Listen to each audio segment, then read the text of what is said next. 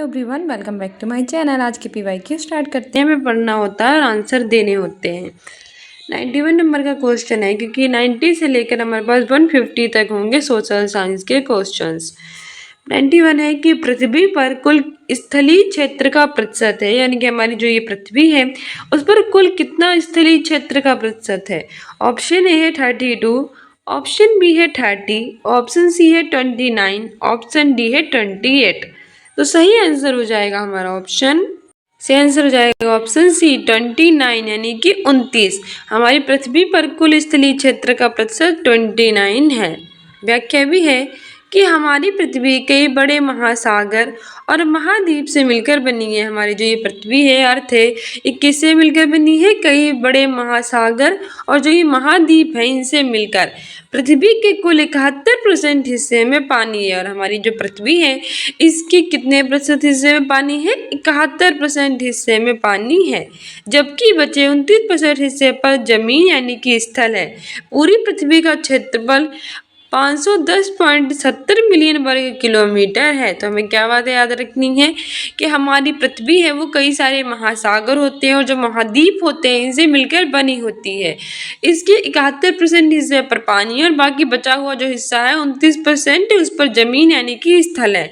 और पूरी पृथ्वी का जो क्षेत्रफल है वो 510.70 मिलियन वर्ग किलोमीटर है।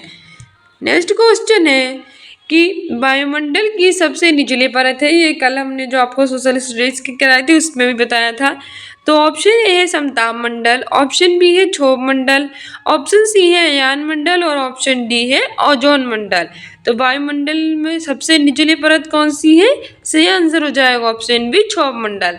हमारे वायुमंडल में टोटल 5 परतें हैं। क्षोभ मंडल है, समताप मंडल है, मध्य मंडल है, अयान मंडल है और बाहरी मंडल है। इस तरह से टोटल 5 हैं, जिसमें हमारी पृथ्वी से सबसे पास में यानी वायुमंडल की सबसे निचली परत जो है वो क्षोभ मंडल है। इसमें जो होती है इसमें सारी प्राकृतिक घटनाएं होती हैं। वहीं उससे ऊपर जो होती है वो समताप मंडल होती है, स्ट्रेटोस्फीयर। इसमें कोई भी हमारी प्राकृतिक घटनाएं नहीं होती, इसलिए वायुयान उड़ाने के लिए सबसे अच्छा होता है समताप मंडल। फिर मध्य मंडल होता है, मध्य मंडल में जो उल्कापिंड होते हैं वो जल जाते हैं। उसके बाद अयान मंडल आता है, इसमें हमारा जो रेडियो तरंगे होती हैं यहाँ तक जाती हैं, ठीक है। और लास्ट में हमारा बाहरी मंडल होता है। पूछा था सबसे निचली परत कौन सी है, तो सबसे निचली परत हमारी क्षोभ मंडल है। व्याख्या भी है कि वायुमंडल के निचले भाग को जो प्राय 4 से 8 मील तक फैला है क्षोभ मंडल, उसके ऊपर के भाग को समताप मंडल और उसके ऊपर के भाग को मंडल और मध्य मंडल के ऊपरी भाग को अयान मंडल कहते हैं। यानी कि वायुमंडल के सबसे निचले भाग को क्या कहते हैं? क्षोभ मंडल, जो कितना फैला है? 4 से 8 मील तक फैला है। तो आपसे पूछे कि सबसे निचली परत कौन सी है, तो क्षोभ मंडल है। और क्षोभ मंडल का कितने मील तक फैला हुआ है? 4 से 8 मील तक फैला हुआ है। प्राकृतिक घटनाएं कहाँ होती है? ये भी क्षोभ मंडल में ही होती हैं, ठीक है। क्षोभ मंडल उसके ऊपर के भाग को समताप मंडल कहते हैं। यानी क्षोभ मंडल के दूसरा भाग कौन सा है? समताप मंडल, स्ट्रेटोस्फीयर है। यहाँ जो होती है कोई प्राकृतिक घटनाएं नहीं होती, इसलिए वायुयान उड़ाने के लिए सबसे अच्छा होता है। इसके ऊपर के भाग को हम मध्य मंडल कहते हैं और उल्कापिंड यहाँ आके जल जाते हैं। मध्य मंडल के ऊपरी भाग को अयान मंडल कहते हैं, ठीक है। क्षोभ मंडल, समताप मंडल, मध्य मंडल, अयान मंडल। अयान मंडल जो होता है, यहाँ जो होते हैं रेडियो तरंगे यहाँ तक आती हैं, और अयान मंडल के ऊपरी भाग को बाहरी मंडल कहते हैं। इस तरह से टोटल 5 होती हैं। क्षोभ मंडल और समताप मंडल के बीच के भाग को शांत मंडल, समताप मंडल और मध्य मंडल के बीच के भाग को स्ट्रेटोपॉज कहते हैं। कभी कभी ये भी पूछ लेता है कि इन मंडलों के बीच का भाग क्या है। तो जो क्षोभ मंडल है और समताप मंडल है, इन दोनों के बीच का जो भाग है उसको हम कहते हैं शांत मंडल, ठीक है। ये क्षोभ मंडल है, समताप मंडल है, इन दोनों के बीच का जो ये वाला भाग हो गया ये शांत मंडल हो गया। वहीं ये समताप मंडल है और ये मध्य मंडल है, तो समताप मंडल और मध्य मंडल के बीच का जो भाग है स्ट्रेटोपॉज हो गया। ये दोनों भी याद कर लेना, ठीक है। वैसे मोस्टली वो 5 ही पूछते हैं, लेकिन ये भी याद कर लेना है, स्ट्रेटोपॉज और शांत मंडल।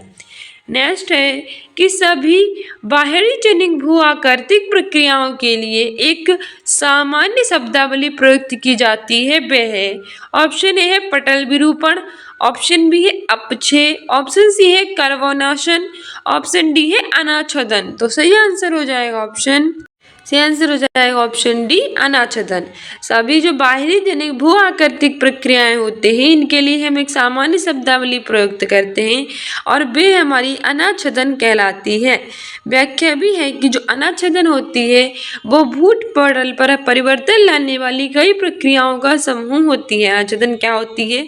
हमारी भूपटल पर जो परिवर्तन है, चेंजेस होते हैं, उसको लाने वाली जो प्रक्रियाएं होती है उसका होता है समूह, जिसके अंतर्गत अत्यंत मंथरगत से पृथ्वी के ऊपरी सतह की चट्टानों का कटाव और क्षरण होता रहता है और भूपटल समतलता की ओर कैसे होता है? प्रवृत्त होता है। अनाच्छादन के प्रक्रमों को दो प्रमुख वर्गों में बांटा जाता है, अपक्षय और अपर्दन। जो ये अनाच्छादन है इसको हम कितने वर्गों में बांटते हैं? दो। कौन कौन से हैं? एक तो है अपक्षय और एक है अपर्दन। ठीक है। और अनाच्छादन होता क्या है? तो अनाच्छादन हमारे भूपटल पर चेंजेस लाने वाली कई प्रक्रियाओं का होता है एक समूह, जिसके अंतर्गत बहुत ही कम यानी कम मंथर मतलब होता है बहुत ही मंथर गति से पृथ्वी की ऊपर वाली सतहों को चट्टानों का कटाव और क्षरण जो होता है वो होता रहता है। ठीक है। नेक्स्ट हमारा क्वेश्चन कह रहा है कि जैव मंडल में जीव तथा पर्यावरण के मध्य रासायनिक तत्वों के चक्रीय प्रवाह को जाना जाता है। ऑप्शन ए है गैसीय चक्र, ऑप्शन बी है जैव भू रासायनिक चक्र, ऑप्शन सी है जल चक्र और ऑप्शन डी है भू आकारिक चक्र। तो बताइए हमारे जैव मंडल में जीव और जो पर्यावरण होते हैं इनके मध्य रासायनिक तत्वों के चक्र प्रवाह को हम क्या कहते हैं?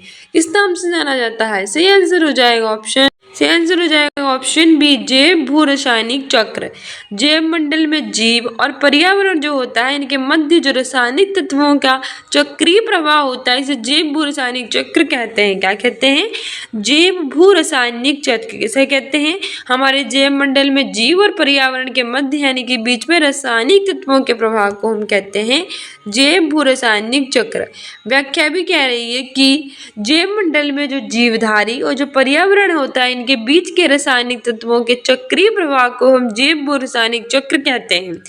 यह चक्र जीवों के द्वारा रासायनिक जो तत्व होते हैं इनके अवशोषण से आरंभ होता है। यानी कहाँ से स्टार्ट होता है?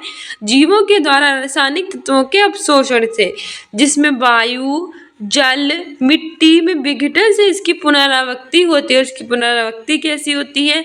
वायु, जल और मिट्टी के विघटन से, जिसमें रासायनिक तत्वों का संतुलन पौधों और प्राणी ऊतकों के चक्रीय प्रवाह के द्वारा बना रहता है। तो बात याद रखना है कि जैव मंडल में जीवधारी और पर्यावरण होते हैं इनके बीच के रासायनिक तत्वों के चक्रीय प्रवाह को हम जैव भू रासायनिक चक्र कहते हैं और इनका जो अवशोषण होता है वो चक्र जीवों के द्वारा रासायनिक तत्वों के अवशोषण से होता है और इसकी पुनरावृत्ति होती है वायु, जल और मिट्टी में विघटन से।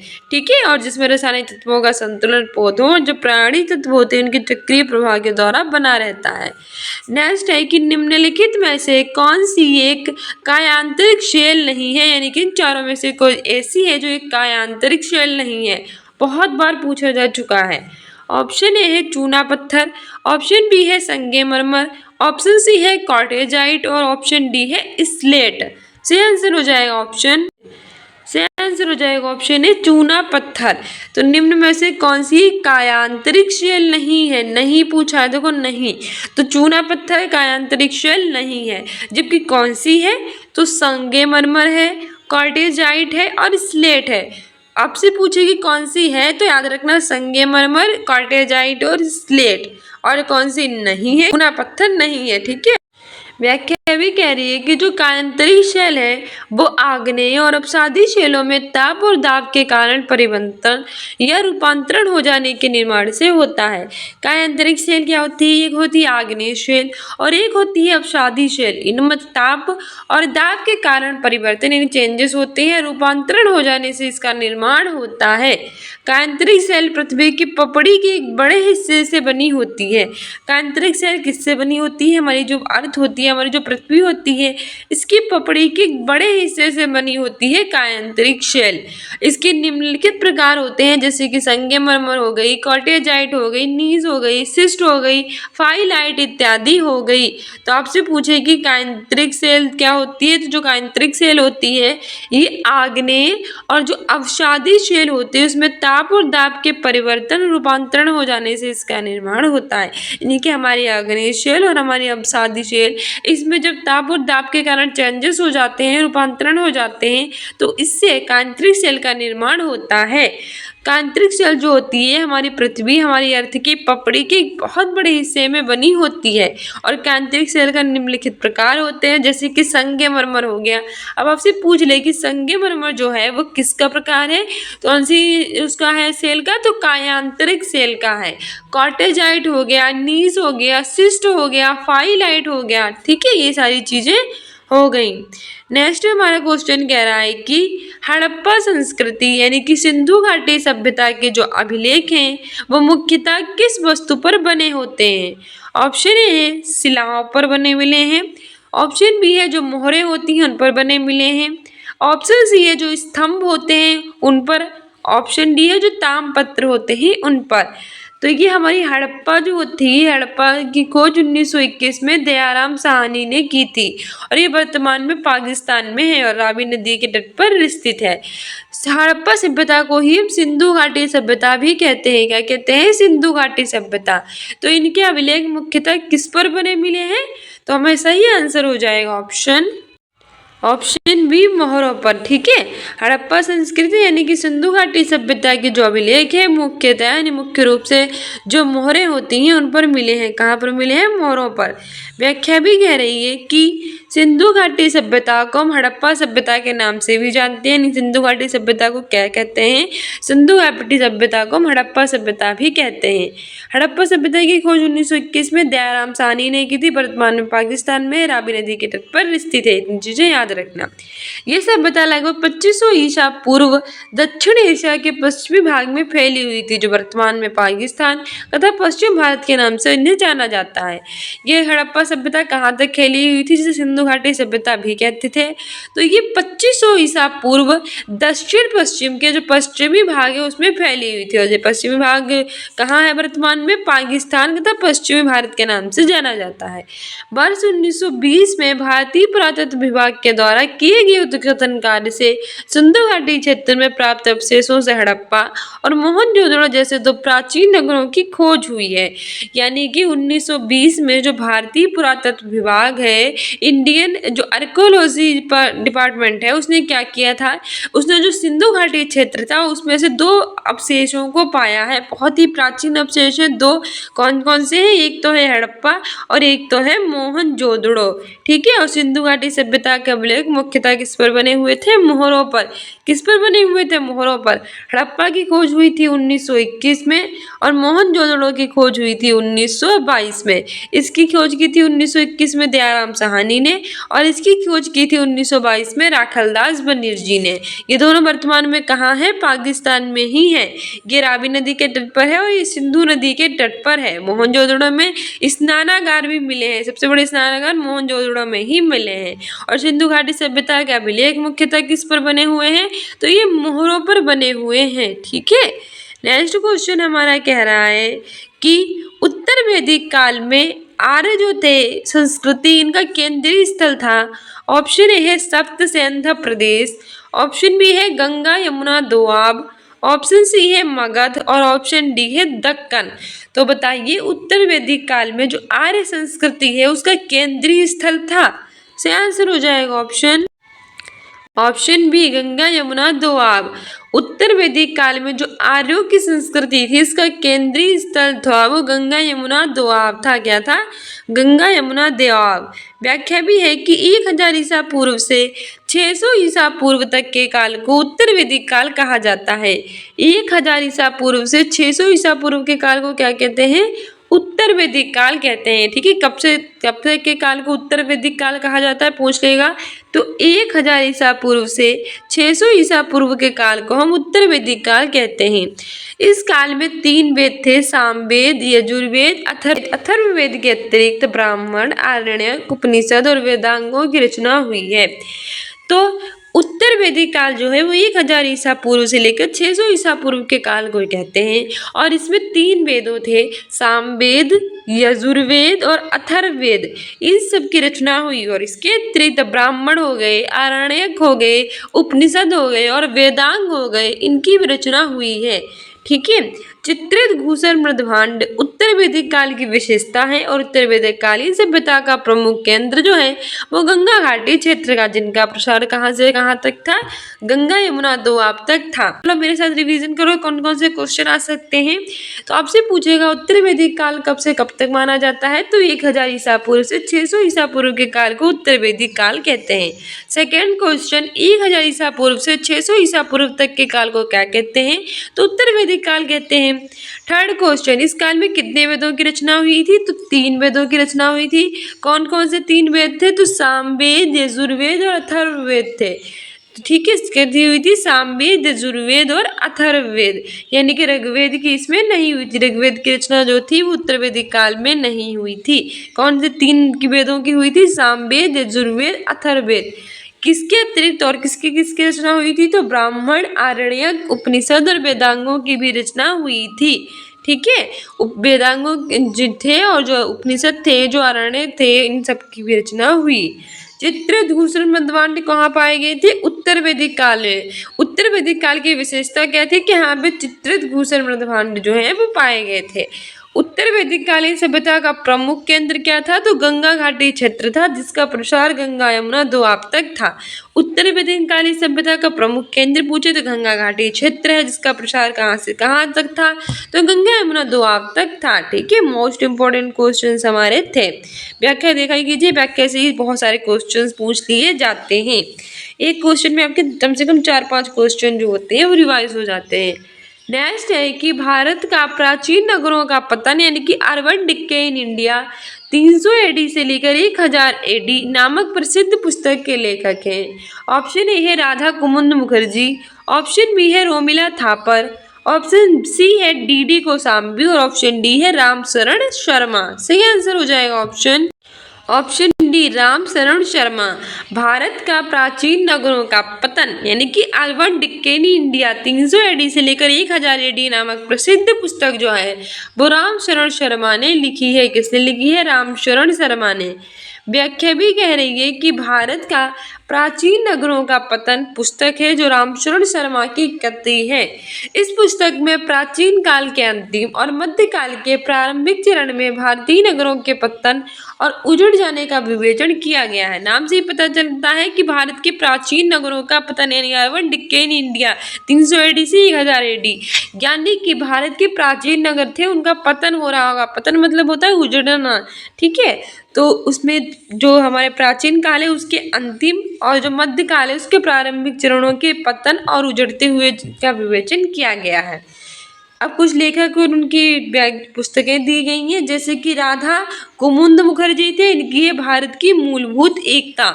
हमारी जो इंडिया है, जो हमारा भारत है, उसकी मूलभूत एकता है किसकी, पुस्तक राधा कुमुद मुखर्जी की। रोमिला थापर, इनकी पुस्तक का नाम है भारत का इतिहास अर्ली इंडिया। नेक्स्ट है डीडी कोसाम्बी, इनकी है मिथ एंड रियलिटी। तो ये सारी भी पुस्तकें याद रखना। राधा कुमुद मुखर्जी की है भारत की मूलभूत एकता, रोमिला थापर की है भारत का इतिहास अर्ली इंडिया, डीडी कोसाम्बी की है मिथ एंड रियलिटी। और भारत के प्राचीन नगरों का पतन अर्बन डिक्केन इंडिया 300 एडी से 1000 एडी किसकी कृति है, तो ये रामशरण शर्मा की है। ठीक है, ये 4 टोटल आज मैंने आपको बताई, चारों याद रखना। भारत के प्राचीन नगरों का पतन रामशरण शर्मा, राधा कुमुद मुखर्जी की भारत की मूलभूत एकता, डीडी कोसाम्बी की मिथ एंड रियलिटी और रोमिला थापर की भारत का इतिहास यानी कि अर्ली इंडिया। ठीक है। नेक्स्ट हमारा क्वेश्चन कह रहा है कि हिंदू विवाहित महिलाओं का पृथक निवास और भरण पोषण अधिनियम कब पारित किया गया। जो हिंदू विवाहित महिलाएं थी उनका पृथक निवास यानी अलग से निवास घर और भरण पोषण अधिनियम था, ये कब पारित हुआ था। ऑप्शन ए है 1955 में, ऑप्शन बी है 1956 में, ऑप्शन सी है 1946 में और ऑप्शन डी है 1977 में। सही आंसर हो जाएगा ऑप्शन सी 1946 1946 में हिंदू विवाहित महिलाओं का पृथक निवास यानी अलग से रहना निवास करना और भरण पोषण अधिनियम 1946 यानी 1946 में पारित हुआ था। कब पारित हुआ था? 1946 में। क्या पारित हुआ था? हिंदू विवाहित जो महिलाएं हैं उनका पृथक निवास और भरण पोषण अधिनियम। आज के इतिहास में 1856 का वर्ष महत्वपूर्ण सिद्ध हुआ क्योंकि, यानी कि हमारे भारत के समाज के इतिहास में 1856 है, ये महत्वपूर्ण वर्ष है। तो ये महत्वपूर्ण वर्ष जो है 1856 का, ये क्यों है? ऑप्शन ए है क्योंकि इसमें हिंदू विधवा पुनर्विवाह अधिनियम पारित हुआ था, ऑप्शन बी है क्योंकि इसमें कन्या वध अधिनियम पारित हुआ था, ऑप्शन सी है क्योंकि इसमें सती प्रथा के विरुद्ध अधिनियम पारित हुआ था और ऑप्शन डी है इसमें जो डाकन प्रथा होती है इसके विरुद्ध अधिनियम पारित हुआ था। तो सही आंसर हो जाएगा ऑप्शन ए कि हिंदू विधवा पुनर्विवाह अधिनियम पारित हुआ।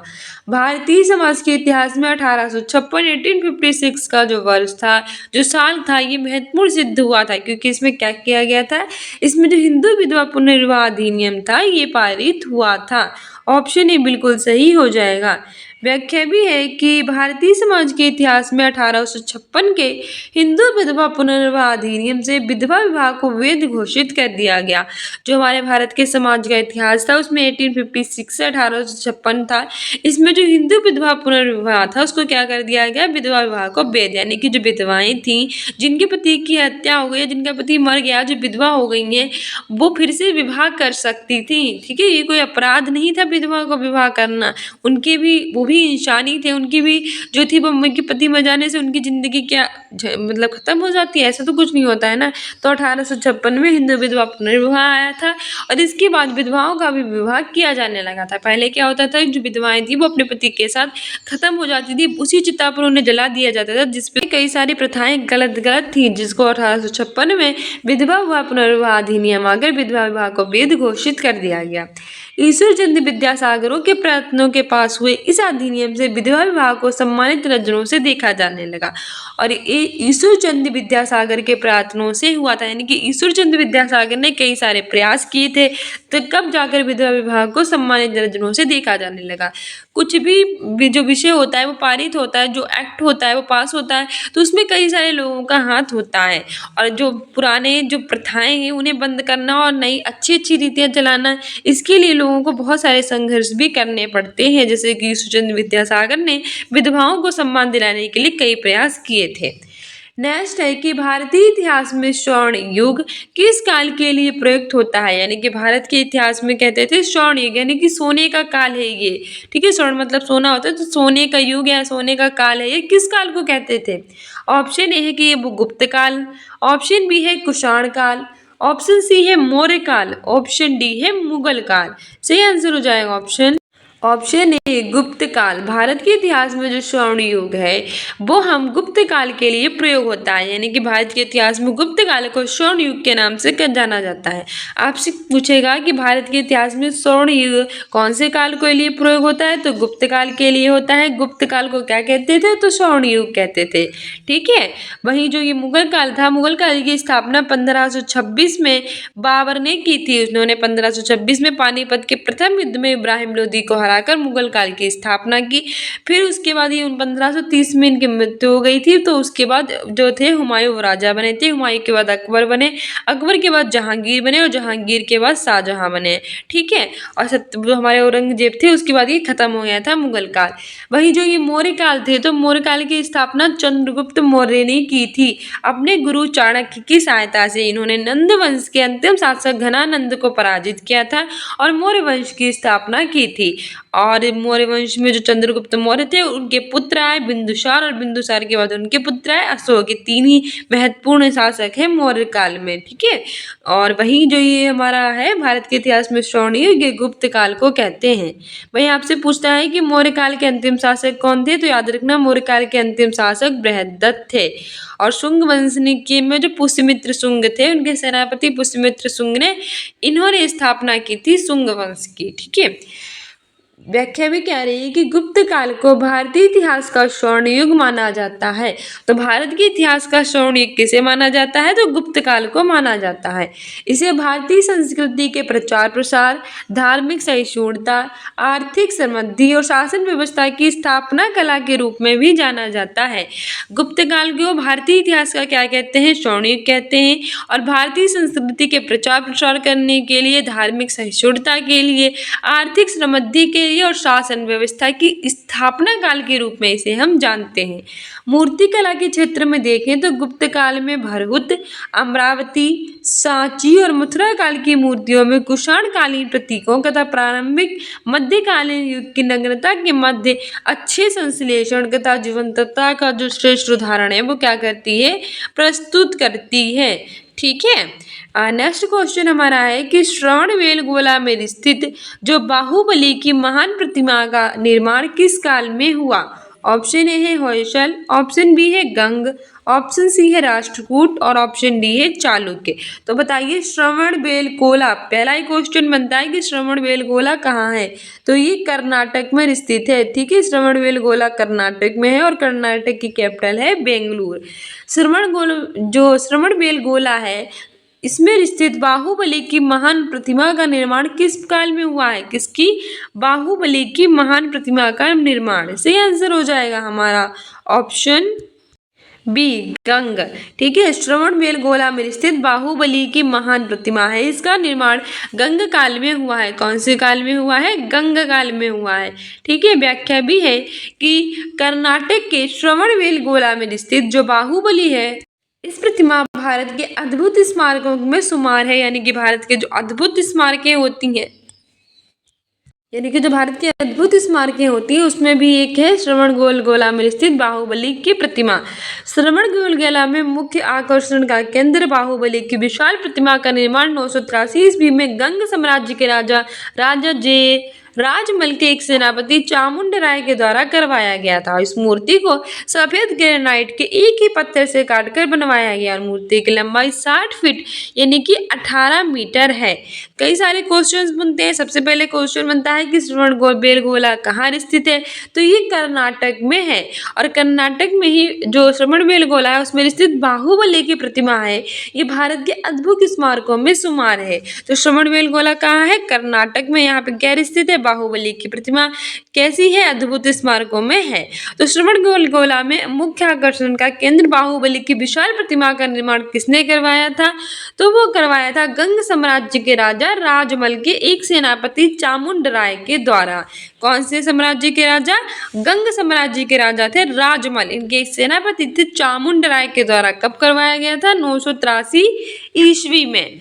तो अब आप कभी कर्नाटक जाएं तो जरूर देख कर आएं, ठीक है। और फिर जब अपने पापा को भी बताना, पापा ये जो ये कर्नाटक में आप जो ये देख रहे हैं ये बाहुबली की प्रतिमा श्रवणबेलगोला में, ये ना हमारे भारत के अद्भुत स्मारकों में शुमार है। वे कहेंगे अच्छा बेटा आपको तुम्हें इतना पता है, हाँ और पता है पापा तुम्हें ये जो है ये हमारी बाहुबली की विशाल प्रतिमा, इसका निर्माण कब हुआ था, 983 में। पापा कहेंगे ओ माय गॉड बेटा 983 में हुआ था, और ये बनवाया किसने था, ये पापा आपको क्या लगता है मुझे नहीं आता है, ये गंग साम्राज्य के राजा राजमल के एक सेनापति चामुंड राय के द्वारा बनवाया गया था। पापा कहेंगे अरे वाह मेरी बेटी को तो बहुत कुछ आता है।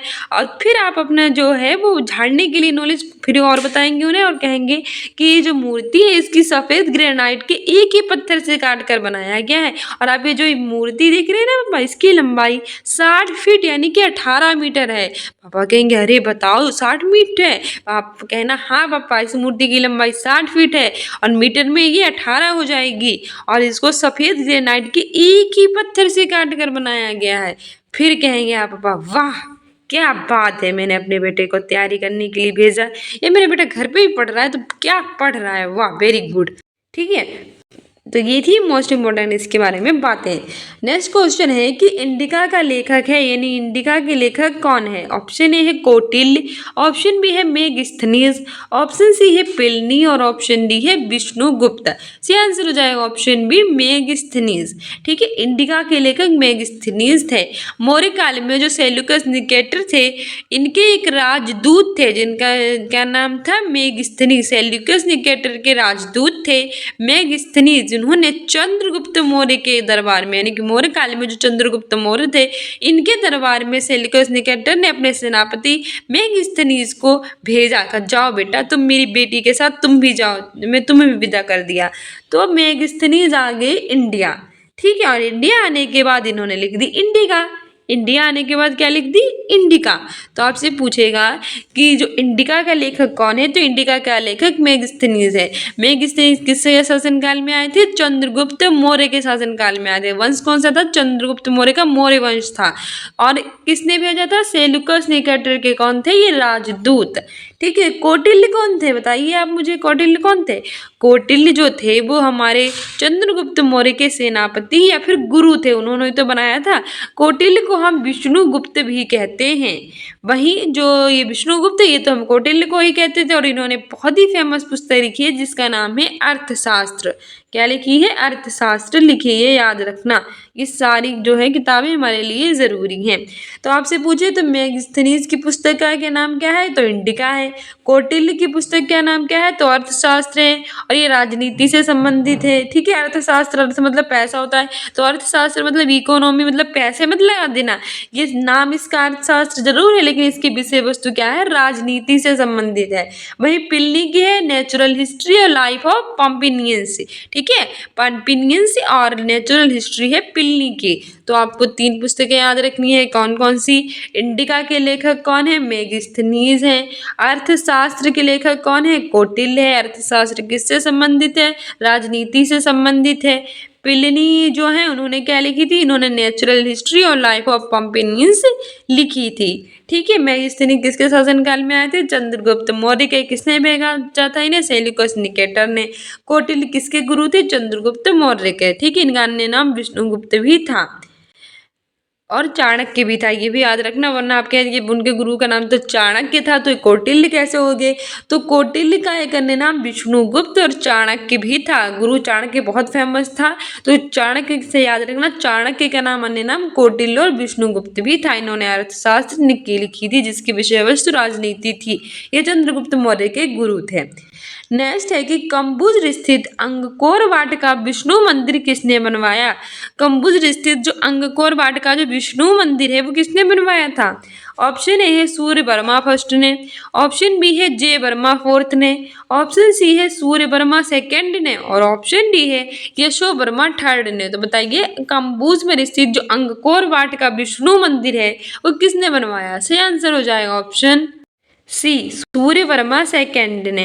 अंगकोर वाटिका जो विष्णु मंदिर है ये कंबुज में स्थित है और ये सूर्य वर्मा सेकंड ने बनवाया था। ठीक है, व्याख्या भी है कि 12वीं शताब्दी के लगभग सूर्य वर्मा द्वितीय ने अंगकोर वाट में विष्णु का एक विशाल मंदिर बनवाया।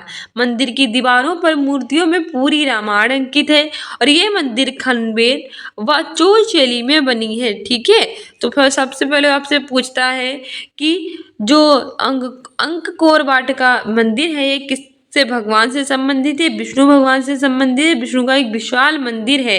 ठीक है, कब बनवाया गया था, 12वीं शताब्दी के लगभग बनवाया गया था। ठीक है, 12वीं शताब्दी के लगभग। और बनवाया किसने था, सूर्य वर्मा द्वितीय ने। किसने बनवाया था, सूर्य वर्मा द्वितीय ने। ये जो मंदिरें हैं इनकी विशेषताएं क्या हैं, विशेषताएं ये है कि मंदिरों की जो दीवारें होती हैं उन पर पूरी की पूरी रामायण अंकित है। हमारी जो रामायण है ये पूरी रामायण अंकित है मंदिर की दीवारों पर। बहुत बड़ी बात है। अगर आप चलो आप फिर कहीं घूमने निकल लिए, कहना पापा आज हम घूमने जाएंगे। पापा बोले कहाँ जाएंगे, कहेंगे चलो पापा अंकोर वाट मंदिर हो आते हैं। चलो पापा के साथ अंकोर वाट मंदिर आप गए।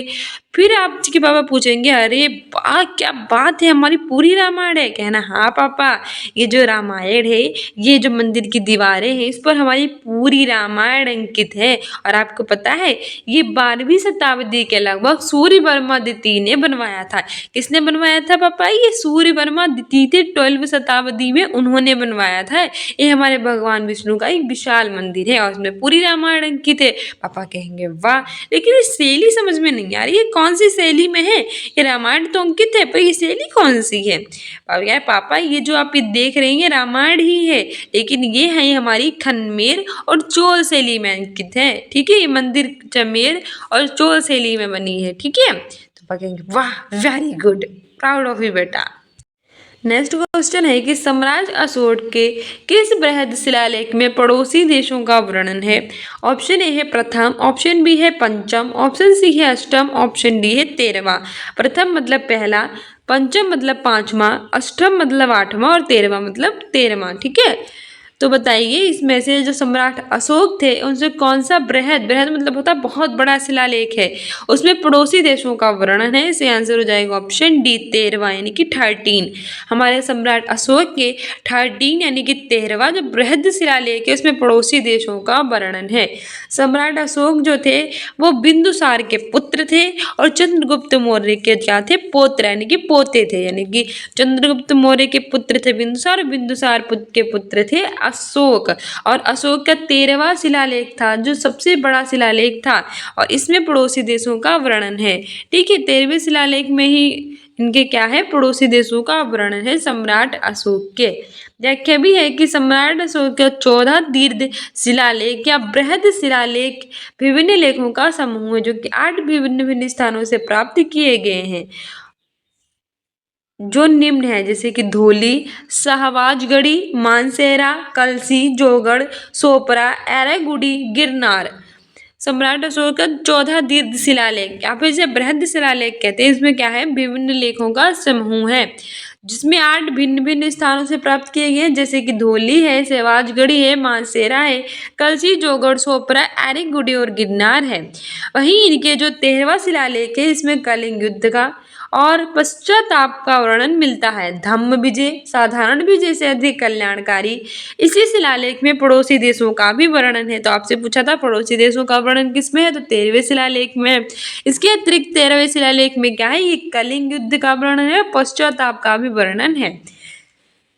इसमें एंटीओकस जो कि सीरिया का शासक था, टालमी फिलाडेल्फस जो कि मिस्र का था, मगस जो कि सीरियन का था, अलेक्जेंडर जो कि एवरस का था और एंटीओकस जो कि मकदूनिया के शासक का भी उल्लेख है। किसका है? एंटीओकस सीरिया का है और टालमी फिलाडेल्फस मिस्र का है, मगस सीरियन का है, अलेक्जेंडर एवरस का है, एंटीगोनिस मकदूनिया के शासक का भी उल्लेख है।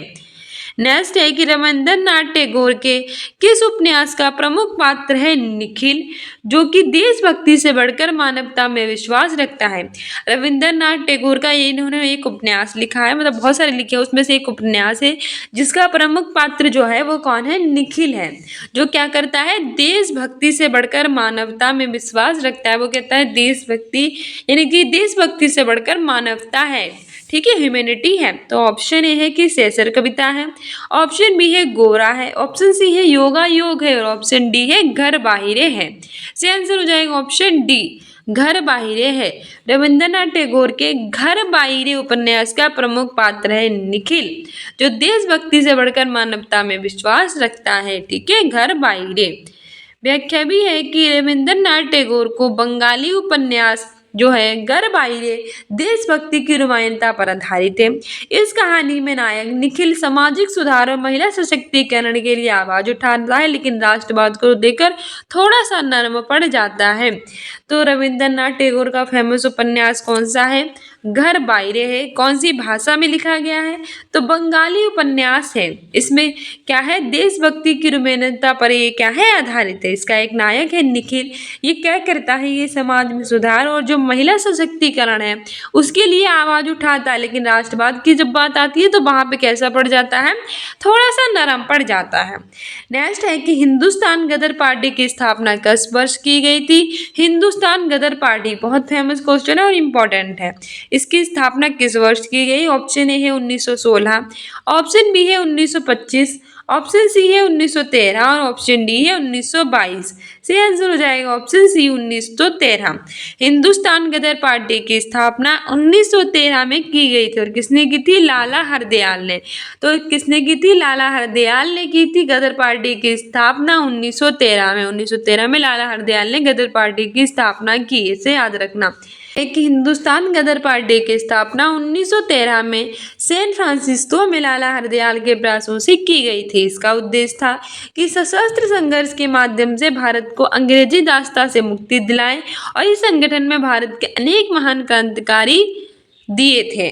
तो हिंदुस्तान गदर पार्टी की स्थापना कहाँ की गई थी, तो वो सैन फ्रांसिस्को में की गई थी। सैन फ्रांसिस्को कहाँ है, यूनाइटेड स्टेट ऑफ अमेरिका में है।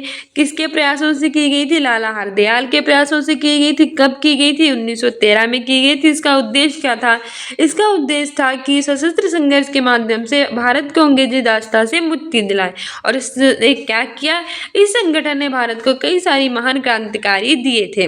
ठीक है, तो हिंदुस्तान गदर पार्टी की स्थापना 1913 में सैन फ्रांसिस्को में लाला हरदयाल के प्रयासों से की गई थी, जिसका मुख्य उद्देश्य अंग्रेजों के दासता से मुक्ति दिलाना था। नेक्स्ट है कि दिरहम है, यानी कि दिरहम क्या है। ऑप्शन ए है सोने का सिक्का, ऑप्शन बी है तांबे का सिक्का, ऑप्शन सी है चांदी का सिक्का और ऑप्शन डी है मिश्रित धातु का सिक्का। सही आंसर हो जाएगा ऑप्शन बी तांबे का सिक्का। जो दिरहम है वो तांबे का सिक्का है, यानी कि तांबा जो होता है, तांबे के सिक्के को हम दिरहम कहते हैं।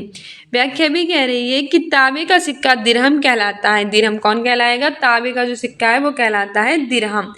नेक्स्ट है कि शेरशाह सूरी का अंतिम अभियान किस शासक के विरुद्ध था, यानी कि जो शेरशाह सूरी थे उनके अपना अंतिम अभियान किया था वो कौन से शासक के विरुद्ध किया था। ऑप्शन ए है कालिंजर, ऑप्शन बी है मारवाड़, ऑप्शन सी है रणथंभौर, ऑप्शन डी है मालवा। सही आंसर हो जाएगा ऑप्शन ए कालिंजर। शेरशाह सूरी का अंतिम अभियान था, सबसे लास्ट वाला जो अभियान था वो कलिंजर शासक के विरुद्ध था। कौन से शासक के विरुद्ध था, कलिंजर शासक के विरुद्ध शेरशाह सूरी का अंतिम अभियान। व्याख्या भी कह रही है कि कालिंजर का अभियान शेरशाह सूरी के शासनकाल और जीवन काल दोनों का अंतिम अभियान था।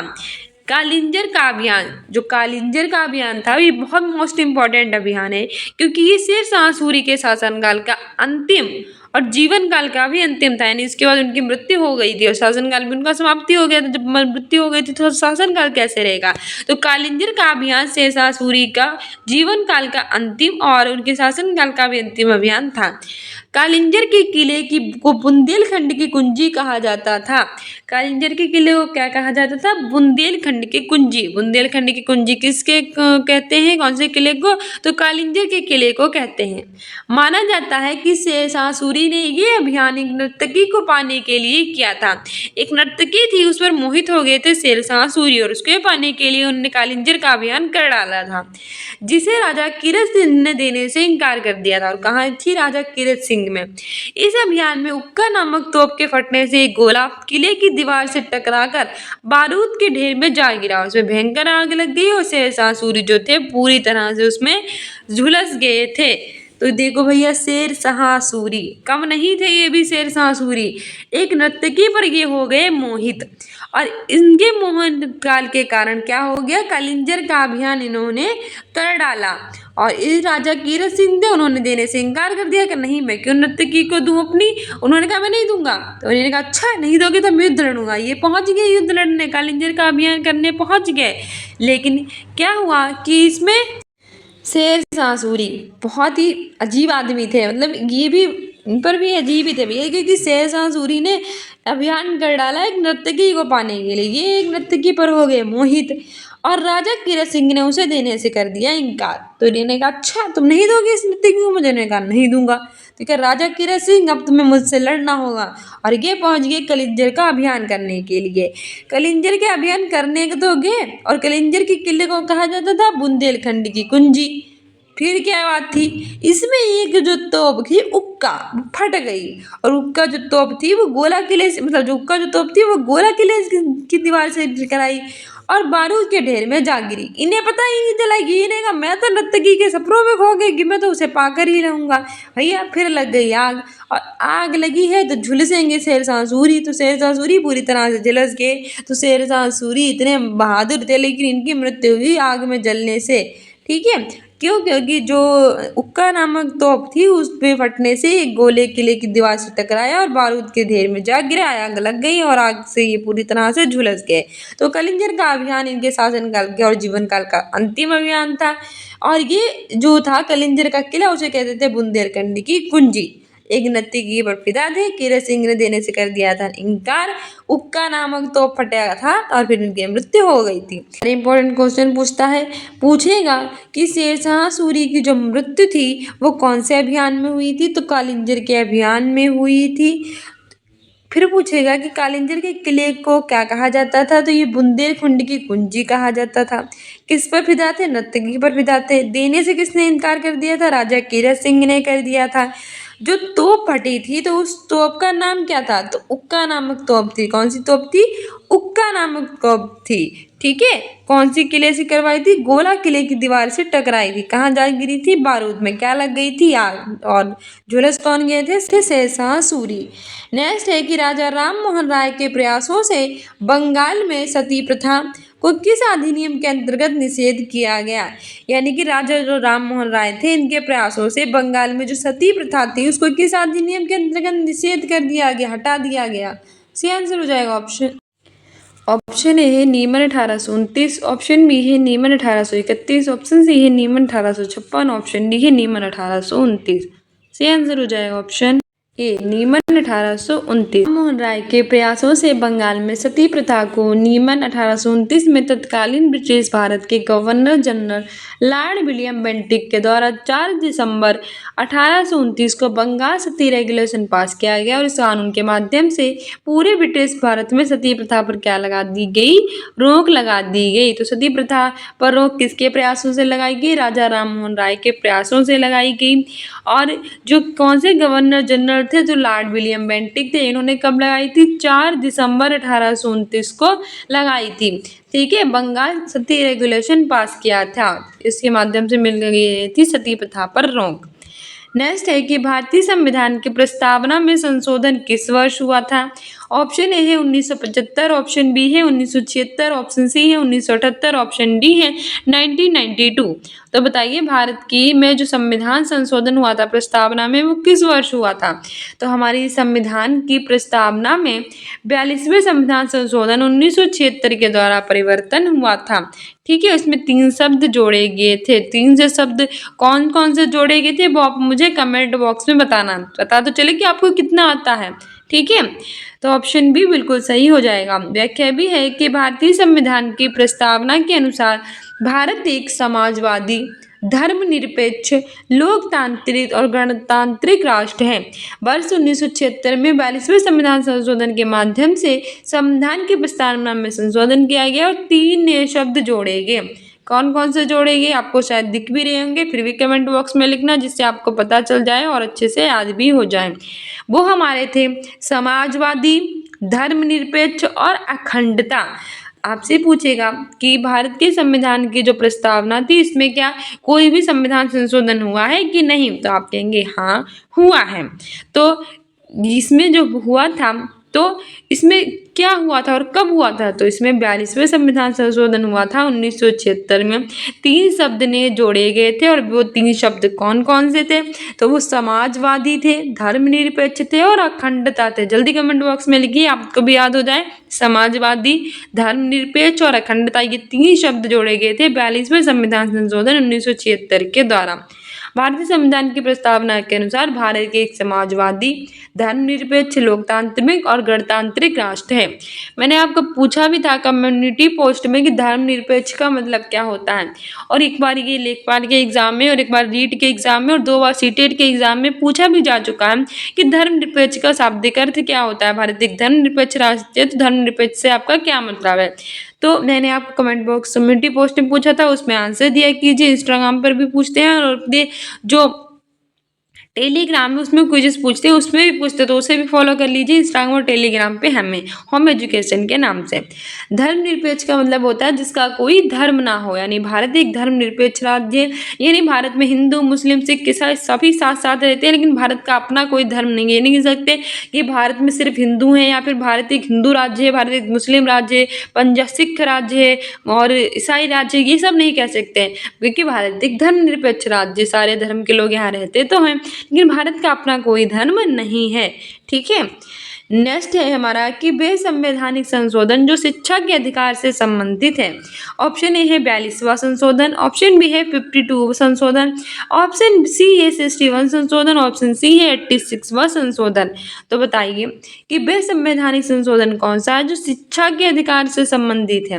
तो सही आंसर हो जाएगा हमारा ऑप्शन डी 86वां संशोधन। 86वां संविधान संशोधन हुआ था और ये शिक्षा के अधिकार से संबंधित है।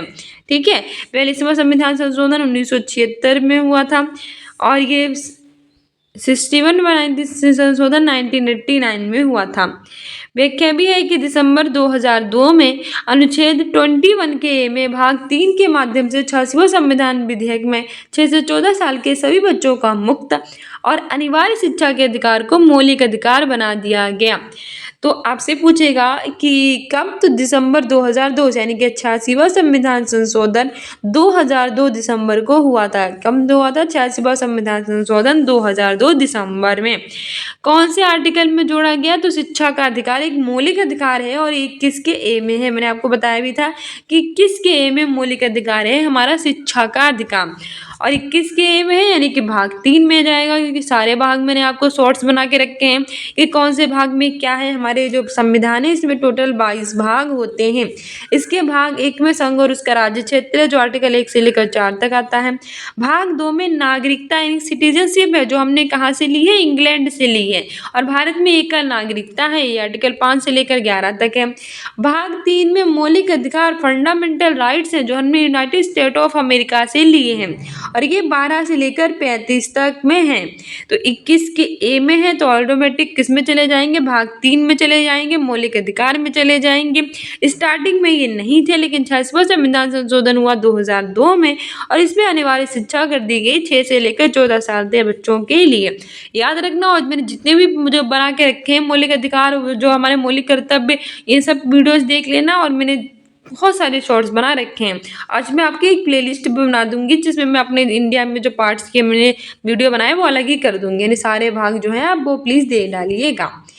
नेक्स्ट है कि किस समिति की सिफारिशों को आधार मानकर भारतीय संविधान में मूल कर्तव्य जोड़े गए थे। स्टार्टिंग में भारत में मूल कर्तव्य नहीं थे, लेकिन एक समिति ऐसी थी जिनकी सिफारिशों को मानकर संविधान संशोधन हुआ और मूल कर्तव्यों को जोड़ दिया गया।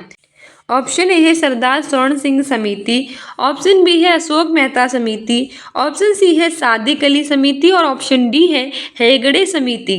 तो बताइए कौन सी समिति की सिफारिशों को आधार मानकर भारतीय संविधान में मूल कर्तव्य जोड़े गए थे? सही आंसर हो जाएगा ऑप्शन ए स्वर्ण सिंह समिति।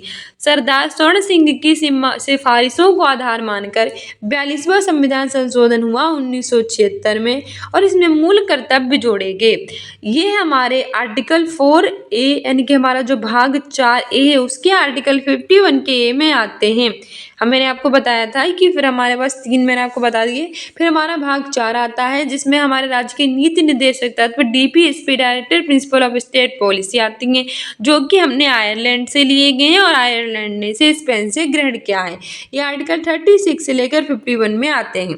फिर उसके बाद हमारा भाग 4A आता है जिसमें हमारे मौलिक कर्तव्य हैं और ये आर्टिकल 51 में आते हैं। ये स्वर्ण सिंह समिति सिफारिश के आधार पर 42वें संविधान संशोधन 1976 के द्वारा सरदार स्वर्ण सिंह की सिफारिश के आधार पर जोड़े गए थे। जब जोड़े गए थे तब 10 थे, लेकिन आगे एक और संविधान संशोधन हुआ 86वां संविधान संशोधन 2002। इसमें शिक्षा के अधिकार को मूल अधिकार बना दिया गया। अब वर्तमान में 11 हैं। तो ये सारी इंपॉर्टेंट चीजें याद रखना आपके एग्जाम्स के लिए हैं इंपॉर्टेंट। व्याख्या भी है कि 1976 में कांग्रेस पार्टी ने सरदार स्वर्ण सिंह की अध्यक्षता में एक समिति का गठन किया, जिसे राष्ट्रीय आपातकाल 1975 से 1970 के समय इस संबंध में अपनी रिपोर्ट क्या करनी थी, प्रस्तुत करनी थी। स्वर्ण सिंह समिति में 8 मूल कर्तव्यों को लागू करने की सिफारिश की गई थी, लेकिन 42वें संविधान संशोधन के 1976 के दौरान 10 मूल कर्तव्यों को भाग 4 के अनुच्छेद 51 में जोड़ा गया। 86वां संविधान संशोधन अधिनियम 2002 में हुआ, तो मूल कर्तव्यों में पुनः एक मूल कर्तव्य जोड़ा गया। इस तरह से 11 मूल कर्तव्य हो गए। कुछ बहुत बड़े इसमें साइंस नहीं है, बहुत इजी क्वेश्चंस है। सबसे पहले याद रखना कि मूल कर्तव्य स्टार्टिंग में थे, अब करना नहीं थे। कब से कब जोड़ेंगे? अच्छा, आपके घर में सब लोग बैठे हैं, आप कहेंगे ये मूल कर्तव्य जो थे ये तो स्टार्टिंग में थे। आप कहना नहीं पापा, नहीं मम्मी, मूल कर्तव्य स्टार्टिंग में नहीं थे। अपनी बहन को समझाना। अगर अच्छा क्या है, आपकी बहन पढ़ रही है और वो कहे कि ये तो मूल कर्तव्य मुझे समझ में नहीं आ रहे, तो क्या आप कहना बिल्कुल ईजी है बहना, मैं आपको समझाता हूँ। हमारे पास जो है वो वर्तमान में 11 मूल कर्तव्य हैं, लेकिन जब जो ये मूल कर्तव्य जोड़े गए थे तब 10 जोड़े गए थे। लेकिन 66वां संविधान संशोधन हुआ 2002 में और इसमें शिक्षा के अधिकार को मूल कर्तव्य बना दिया गया। इस तरह से वर्तमान में 11 हो गए। स्टार्टिंग में मूल कर्तव्य ही नहीं थे, लेकिन 42वां संविधान संशोधन हुआ 1976 में और इसमें मूल कर्तव्य जो थे वो जोड़े गए और 10 जोड़े गए थे। आपकी बहन कहेगी वाह, लेकिन हमने इसको लिया कहाँ से है? तो आप कहना जो मूल कर्तव्य है वो रसिया से लिए गए हैं और स्वर्ण सिंह समिति की सिफारिशों के आधार पर जोड़े गए हैं।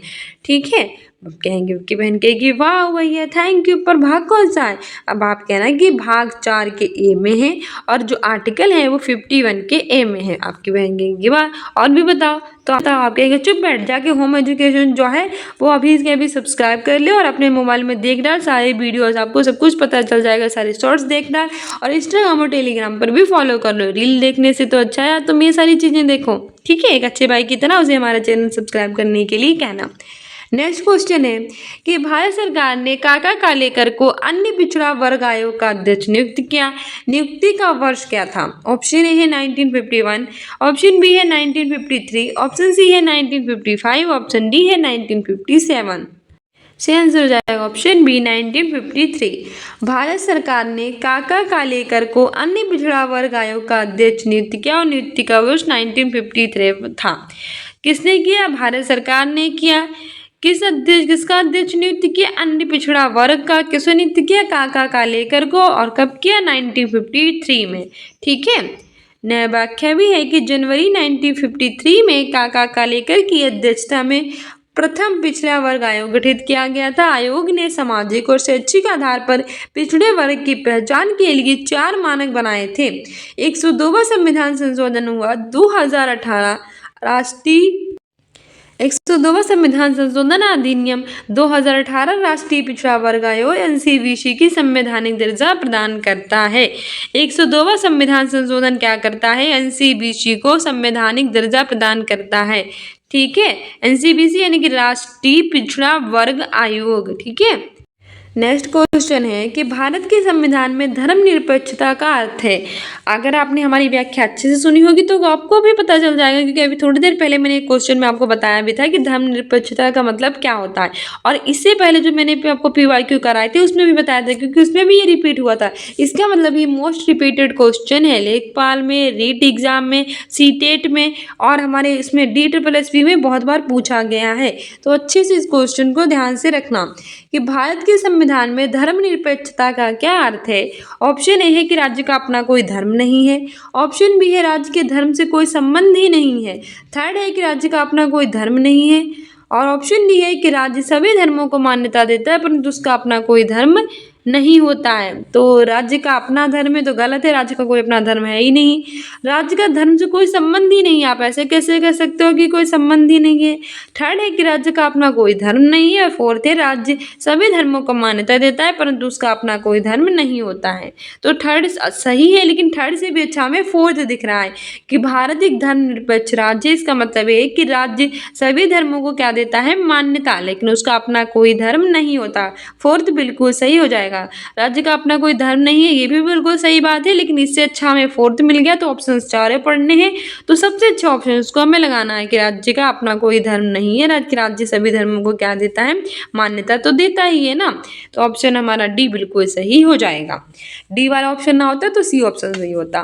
व्याख्या भी है कि धर्मनिरपेक्षता का अर्थ है कि राज्य धार्मिक मामलों में स्वयं को दूर रखे तथा भारत सरकार की धर्मनिरपेक्षता का अर्थ है किसी के धर्म का विरोध करना नहीं है, बल्कि सभी को अपने धार्मिक विश्वासों और मान्यताओं को पूरी आजादी से मानने की छूट देता है। अर्थात राज्य सभी धर्मों को मान्यता देता है, परंतु उसका कोई धर्म नहीं है। आपको बस ये याद रखनी है कि भारत एक धर्मनिरपेक्ष राज्य है, और धर्मनिरपेक्ष राज्य से आशय है कि भारत का अपना कोई धर्म नहीं है, सभी धर्मों को मानता है।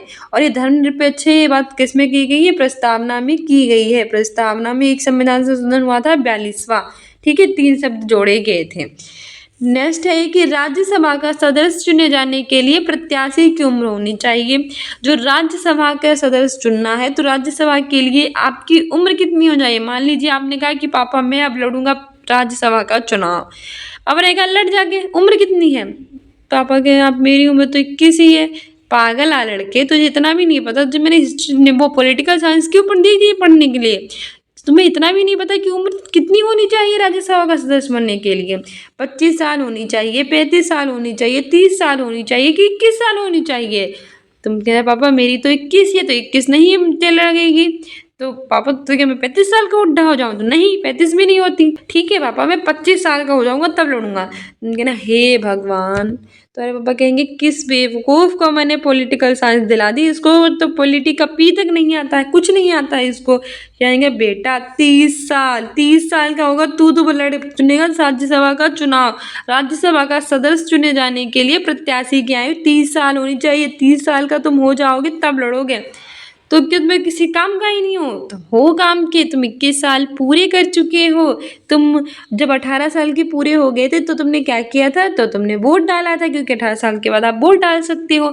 21 साल के हो गए हो, प्रधानी लड़ो। 21 साल के बाद हम प्रधानी लड़ सकते हैं। 25 साल के हो जाना तब लोकसभा का चुनाव लड़ना है, क्योंकि 25 साल लोकसभा के लिए होती है।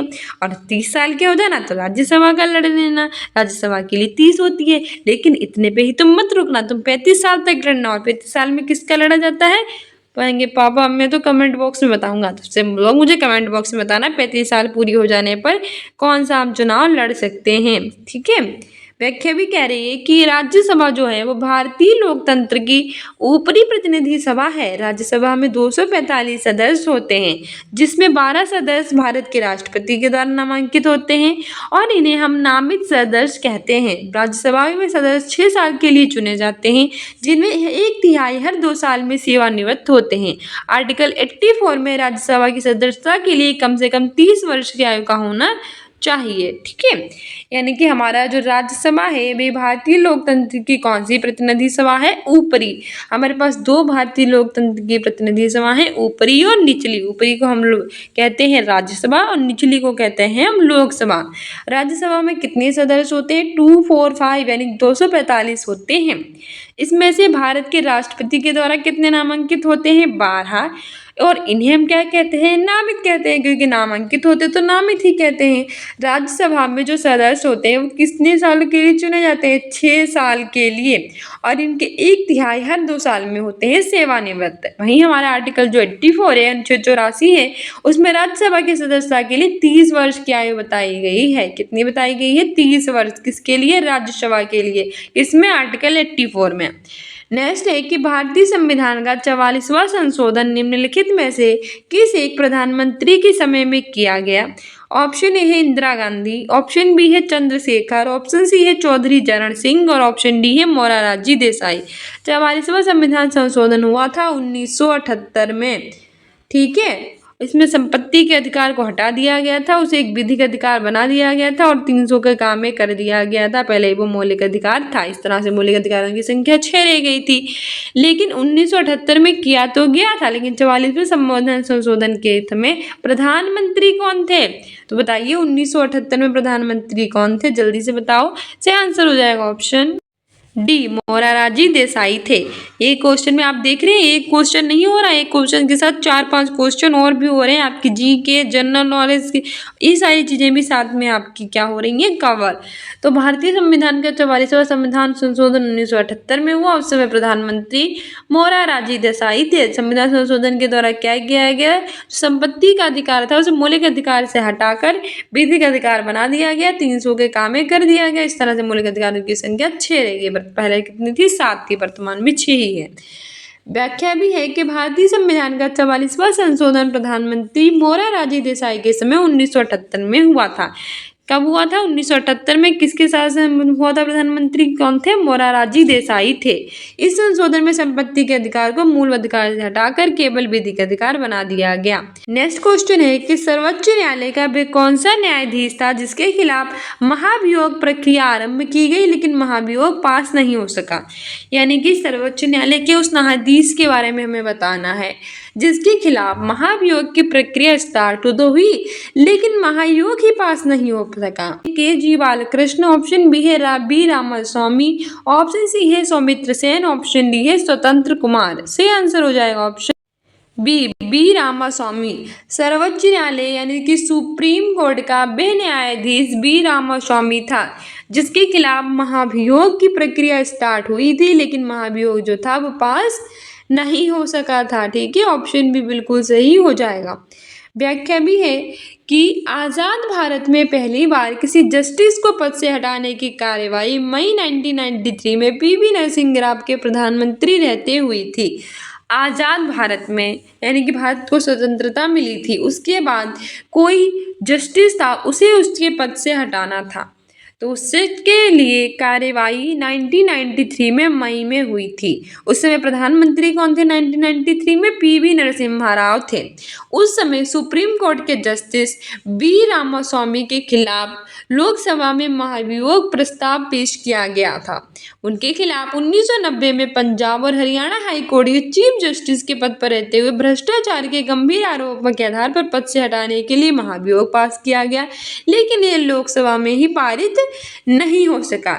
देखो 1993 में प्रधानमंत्री थे हमारे पीवी नरसिम्हा राव, इनके में जस्टिस जो थे एक वो सुप्रीम कोर्ट के बी रामास्वामी, इनके खिलाफ हुआ था महाभियोग क्योंकि इन्होंने 1990 में जब पंजाब और हरियाणा हाई कोर्ट के चीफ जस्टिस थे तब इन्होंने भ्रष्टाचार किया था, इसके कारण हुआ था, इतनी नहीं हो पाया।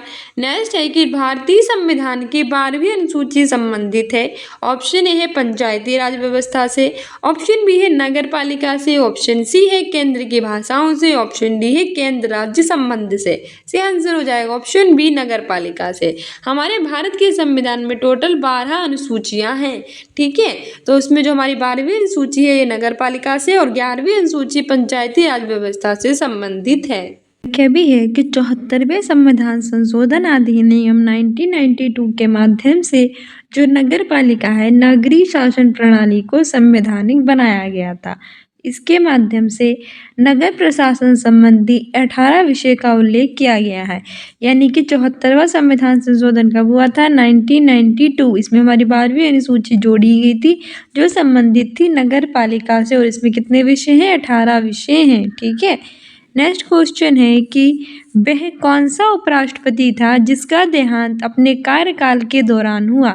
ऑप्शन ए है डॉक्टर राधाकृष्णन, ऑप्शन बी है बीवी गिरी, ऑप्शन सी है बीडी जत्ती, ऑप्शन डी है कृष्णकांत। Option D Krishnakant. वे उपराष्ट्रपति जो थे वे कृष्णकांत थे जिनका देहांत अपने कार्यकाल के दौरान ही हो गया था। व्याख्या भी है कि कृष्णकांत ऐसे उपराष्ट्रपति थे जिनका निधन कार्यकाल के दौरान हुआ। ये आंध्र प्रदेश के राज्यपाल भी बनाए गए थे और 1997 में ये भारत के उपराष्ट्रपति भी बनाए गए थे। तो कृष्णकांत कौन थे, कृष्णकांत उपराष्ट्रपति थे और इनका निधन कार्यकाल के दौरान हुआ था। इसके अतिरिक्त इन्हें आंध्र प्रदेश राज्य का राज्यपाल भी बनाया गया था 1997 में। ये भारत के उपराष्ट्रपति थे। नेक्स्ट है कि कक्षा में सामाजिक अध्ययन को पढ़ाते समय निर्धारित कालांश समय का कितना भाग स्वयं के कथन निर्देशन पर लगना चाहिए। ऑप्शन ए है 40%, ऑप्शन बी है 60%, ऑप्शन सी है 50%, ऑप्शन डी है 20%। सही आंसर हो जाएगा ऑप्शन ए 40%। कक्षा कक्ष में जो सोशल स्टडीज होती कि सामाजिक अध्ययन होता है उसको पढ़ाते समय निर्धारित कालांश समय का 40% भाग जो है वो स्वयं के कथन निर्देशन पर लगाना चाहिए। कितना लगना चाहिए? 40%। ठीक है। व्याख्या है कि कक्षा कक्ष में सामाजिक अध्ययन को पढ़ाते समय शिक्षक के द्वारा कालांश समय का 40% स्वयं के कथन निर्देशन पर, बल्कि 30% भाग पर हम प्रश्न पूछ सकते हैं, विश्लेषण कर सकते हैं, विचारों को स्पष्ट कर सकते हैं और भावनात्मक अभिव्यक्ति का भी प्रदर्शन करने में उसे उपयोग कर सकते हैं। ठीक है। तो अपने कक्षा कक्ष में हम अगर सोशल स्टडीज पढ़ा रहे हैं तो उसका हम 40% कालांश समय का कथन निर्देशन पर लगा सकते हैं, बाकी 60% से हम प्रश्न पूछ सकते हैं, विश्लेषण कर सकते हैं, विचारों को स्पष्ट कर सकते हैं और भावनात्मक अभिव्यक्ति का प्रदर्शन करने में भी लगाना चाहिए। नेक्स्ट है कि मूल्यांकन की प्रक्रिया है, यानी कि मूल्यांकन की क्या प्रक्रिया है। ऑप्शन ए है कि उद्देश्यों की उपलब्धि के विस्तार का निर्धारण। ऑप्शन बी है परिणामों की गुणवत्ता व मूल्यों का निश्चय करना। ऑप्शन सी है कि अनुदेशन के परिणामों की तुलना करना और ऑप्शन डी है उपयुक्त सभी। से आंसर हो जाएगा ऑप्शन डी, उपयुक्त सभी। मूल्यांकन की क्या प्रक्रिया है? तो हमारे जो उद्देश्य होते हैं उनकी उपलब्धि के विस्तार का निर्धारण करना, जो परिणाम होते हैं उनकी गुणवत्ता व मूल्यों का निश्चय करना, जो अनुदेशन है इसके परिणामों की तुलना करना, ये सभी मूल्यांकन की प्रक्रिया होती हैं। तो मूल्यांकन की प्रक्रिया होती हैं उद्देश्यों के उपलब्धि के विस्तार का निर्धारण, परिणामों की गुणवत्ता व मूल्यों का निश्चय और अनुदेशन के परिणामों की तुलना। मेरी व्याख्या भी है कि मूल्यांकन एक सतत प्रक्रिया है और मूल्यांकन शिक्षण प्रक्रिया का एक अभिन्न अंग है। मूल्यांकन क्या है? मूल्यांकन एक सतत प्रक्रिया है। ठीक है। कंटिन्यूस प्रोसेस है जो चलती रहती है। मूल्यांकन शिक्षण की प्रक्रिया का एक भाग भी होती है और इसका संबंध शिक्षा के उद्देश्यों से होता है। ये बालकों के आधार पर उनके जो भावी कार्यक्रम होते हैं उनका निर्धारण करती हैं। मूल्यांकन के प्रकार होते हैं जैसे कि निर्माणात्मक या फिर रचनात्मक मूल्यांकन, योगात्मक या संकलनात्मक मूल्यांकन और लास्ट में हमारा है निदानात्मक मूल्यांकन। ठीक है। ये मूल्यांकन के प्रकार याद रखना, निर्माणात्मक या रचनात्मक मूल्यांकन, योगात्मक या संकलनात्मक मूल्यांकन और निदानात्मक मूल्यांकन। नेक्स्ट क्वेश्चन कह रहा है कि सामाजिक अध्ययन शिक्षण में शिक्षण अधिगम सामग्री का प्रयोग। ऑप्शन ए है कि पाठ को लंबा करता है, ऑप्शन बी है कि छात्र ऊबने लगता है, ऑप्शन सी है कि उपयुक्त दोनों कथन सत्य हैं और ऑप्शन डी है कि उपयुक्त दोनों कथन ए और बी सत्य हैं। तो थर्ड है कि उपयुक्त दोनों कथन सत्य नहीं, यहाँ पे हो जाएगा असत्य। उपयुक्त दोनों कथन असत्य यानी कि गलत है और फोर्थ है कि उपयुक्त दोनों कथन सत्य हैं। से आंसर हो जाएगा ऑप्शन सी कि उपयुक्त दोनों कथन असत्य हैं, क्योंकि सामाजिक अध्ययन शिक्षण में जो शिक्षण अधिगम सामग्री टीचिंग लर्निंग मटेरियल होते हैं ये पाठ को लंबा नहीं करते हैं और ना ही इनसे छात्र ऊबने लगता है, बल्कि इनकी सहायता से जो हमारा पाठ होता है वो लोगों को बहुत अच्छे से समझ में आता है, छात्र भी इंटरेस्टिंग तरीके से उसको सीखते हैं। व्याख्या है कि वह सामग्री जो शिक्षा को सरल, सुगम, आकर्षक और हृदयग्राही का बोधगम्य बनाती है उसे शिक्षण अधिगम सामग्री कहते हैं। शिक्षण अधिगम सामग्री क्या होती है? वह सामग्री जो हमारी एजुकेशन को बहुत ही ज़्यादा सरल, सुगम, आकर्षक, हृदयग्राही और बोधगम्य बनाएगी, वो शिक्षण अधिगम सामग्री कहलाएगी। शिक्षण अधिगम सहायक सामग्री जो होती है ये सोच और खोज की प्रवृत्ति को प्रोत्साहित करती है। किसको प्रोत्साहित करती है? खोज और सोच की प्रवृत्ति को। साथ ही शिक्षण अधिगम सामग्री के 3 प्रकार होते हैं। पहला होता है श्रव्य सहायक सामग्री, दूसरा होता है दृश्य सहायक सामग्री और तीसरा होता है श्रव्य दृश्य सामग्री। ठीक है। तो वह सामग्री जो शिक्षा को सरल, सुगम, आकर्षक, हृदयग्राही और बोधगम्य बनाए वे शिक्षण अधिगम सामग्री कहलाती है। ये हमारी सोच और खोज की प्रवृत्ति को करेगी प्रोत्साहित। 3 प्रकार की होती है। श्रव्य जिसे हम सुन सकते हैं, दृश्य जो देखने में होती है और दृश्य श्रव्य जो देखने और सुनने दोनों में होती है। श्रव्य का बहुत फेमस एग्जाम्पल है जो रेडियो है। ठीक है। रेडियो हमें सुनाई देता है तो वो श्रव्य सामग्री हो गई। दृश्य में हमारे जो आता है वो हमारे फोटोग्राफ वगैरह आते हैं, मतलब चित्र वगैरह आते हैं जिन्हें हम देख सकते हैं, जबकि श्रव्य दृश्य जो दिखाई भी देता है, सुनाई भी देता है और इसमें टेलीविजन आता है। ठीक है। ये तीनों याद रखना एग्जाम्स के लिए इम्पोर्टेंट है। नेक्स्ट क्वेश्चन है कि प्रोजेक्ट विधि को सर्वप्रथम किस वैज्ञानिक ने शिक्षा प्रणाली का व्यवहारिक रूप दिया? ऑप्शन ए है ड्यूवी, ऑप्शन बी है doctor W H. Kilpatrick, option C है स्टीवेंसन, ऑप्शन डी है उपयुक्त में से कोई नहीं। से आंसर हो जाएगा option D B, doctor W H. Kilpatrick. जो प्रोजेक्ट विधि थी उसको सबसे पहले किलपैट्रिक ने शिक्षा प्रणाली का व्यवहारिक रूप दिया था। तो प्रोजेक्ट विधि को सर्वप्रथम किस वैज्ञानिक ने प्रोजेक्ट विधि को सबसे पहले कौन सा वैज्ञानिक था जिसने शिक्षा प्रणाली का व्यवहारिक रूप दिया था? वो डॉक्टर डब्ल्यू.एच. किलपैट्रिक थे। ठीक है, ऑप्शन भी बिल्कुल सही हो जाएगा। व्याख्या भी है कि प्रोजेक्ट विधि को सर्वप्रथम वैज्ञानिक थे जिन्होंने शिक्षा प्रणाली का व्यवहारिक रूप दिया था, वो डॉक्टर डब्ल्यू.एच. किलपैट्रिक थे। इस विधि का विकास कहाँ हुआ था? अमेरिका में। और इसके प्रणेता कौन थे? John Dewey. ठीक है, तो प्रोजेक्ट विधि का जो था वो विकास हुआ था अमेरिका में और इसके प्रणेता जॉन डीवी थे और डॉक्टर डब्ल्यू.एच. किलपैट्रिक। ठीक है, उन्होंने शिक्षा प्रणाली का व्यवहारिक रूप दिया था। इस विधि को सर्वप्रथम वैज्ञानिक शिक्षा प्रणाली का आपसे पूछे कि प्रोजेक्ट विधि को सबसे पहले वैज्ञानिक शिक्षा प्रणाली का व्यवहारिक रूप किसने दिया? Doctor W H. किलपैट्रिक ने। इसका विकास किस तरह हुआ था? अमेरिका में। किसने किया था? प्रणेता इसके थे जॉन डीवी। तो जो थे जॉन डीवी प्रणेता थे, लेकिन व्यवहारिक रूप दिया था किलपैट्रिक ने। नेक्स्ट है कि निम्न का सही मिलान करना, जैसे कि बी.एस. ब्लूम हो गए, हार्वर्ट हो गए, मोरिसन हो गए, हंट हो गए। और यहाँ पे मूल्यांकन आयाम है स्मृति स्तर है, बोध स्तर है, चिंतन स्तर है। इनका हमें क्या करना है? मिलान करना है। सही आंसर हो जाएगा option C, A B C D. यानी हमारे फर्स्ट का ए सही होगा, सेकंड का बी सही है, थर्ड का सी सही है, फोर्थ का डी सही है। यानी कि सही सही मिलान ऑलरेडी है। बी.एस. ब्लूम ये मूल्यांकन आयाम से संबंधित है, हार्वर्ड ये स्मृति स्तर से संबंधित है, मोरिसन ये बोध स्तर से संबंधित है और हंट ये चिंतन स्तर से संबंधित है। ब्लूम किससे है? मूल्यांकन स्तर से, हार्वर्ड है स्मृति स्तर से, मोरिसन बोध स्तर से और हंट चिंतन स्तर से है। इस तरह से हमारा सी ऑप्शन बिल्कुल सही है। व्याख्या भी है कि बी.एस. ब्लूम उन्होंने मूल्यांकन किया था, हार्वर्ड इनकी स्मृति मेमोरी से थी, मोरिसन ये बोध से थे और हंट ये चिंतन स्तर से संबंधित हैं। नेक्स्ट है कि मूल्यांकन आयाम के 3 सोपान होते हैं, जैसे कि शैक्षिक उद्देश्य होता है उसका निर्धारण करें, अधिगम के जो अनुभव है वो प्रदान करें और जो व्यवहार है ये परिवर्तन का मूल्यांकन करना।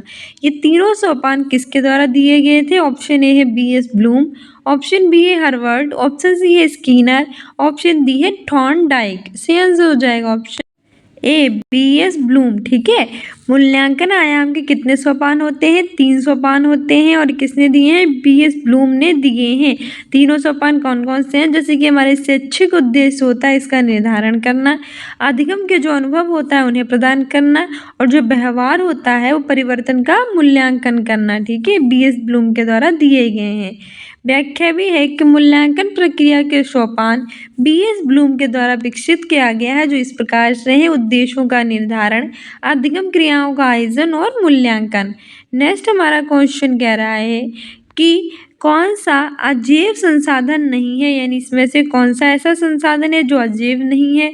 ऑप्शन ए है मृदा, ऑप्शन बी है चट्टान, ऑप्शन सी है पौधे और ऑप्शन डी है खनिज। सही आंसर हो जाएगा ऑप्शन सी पौधे।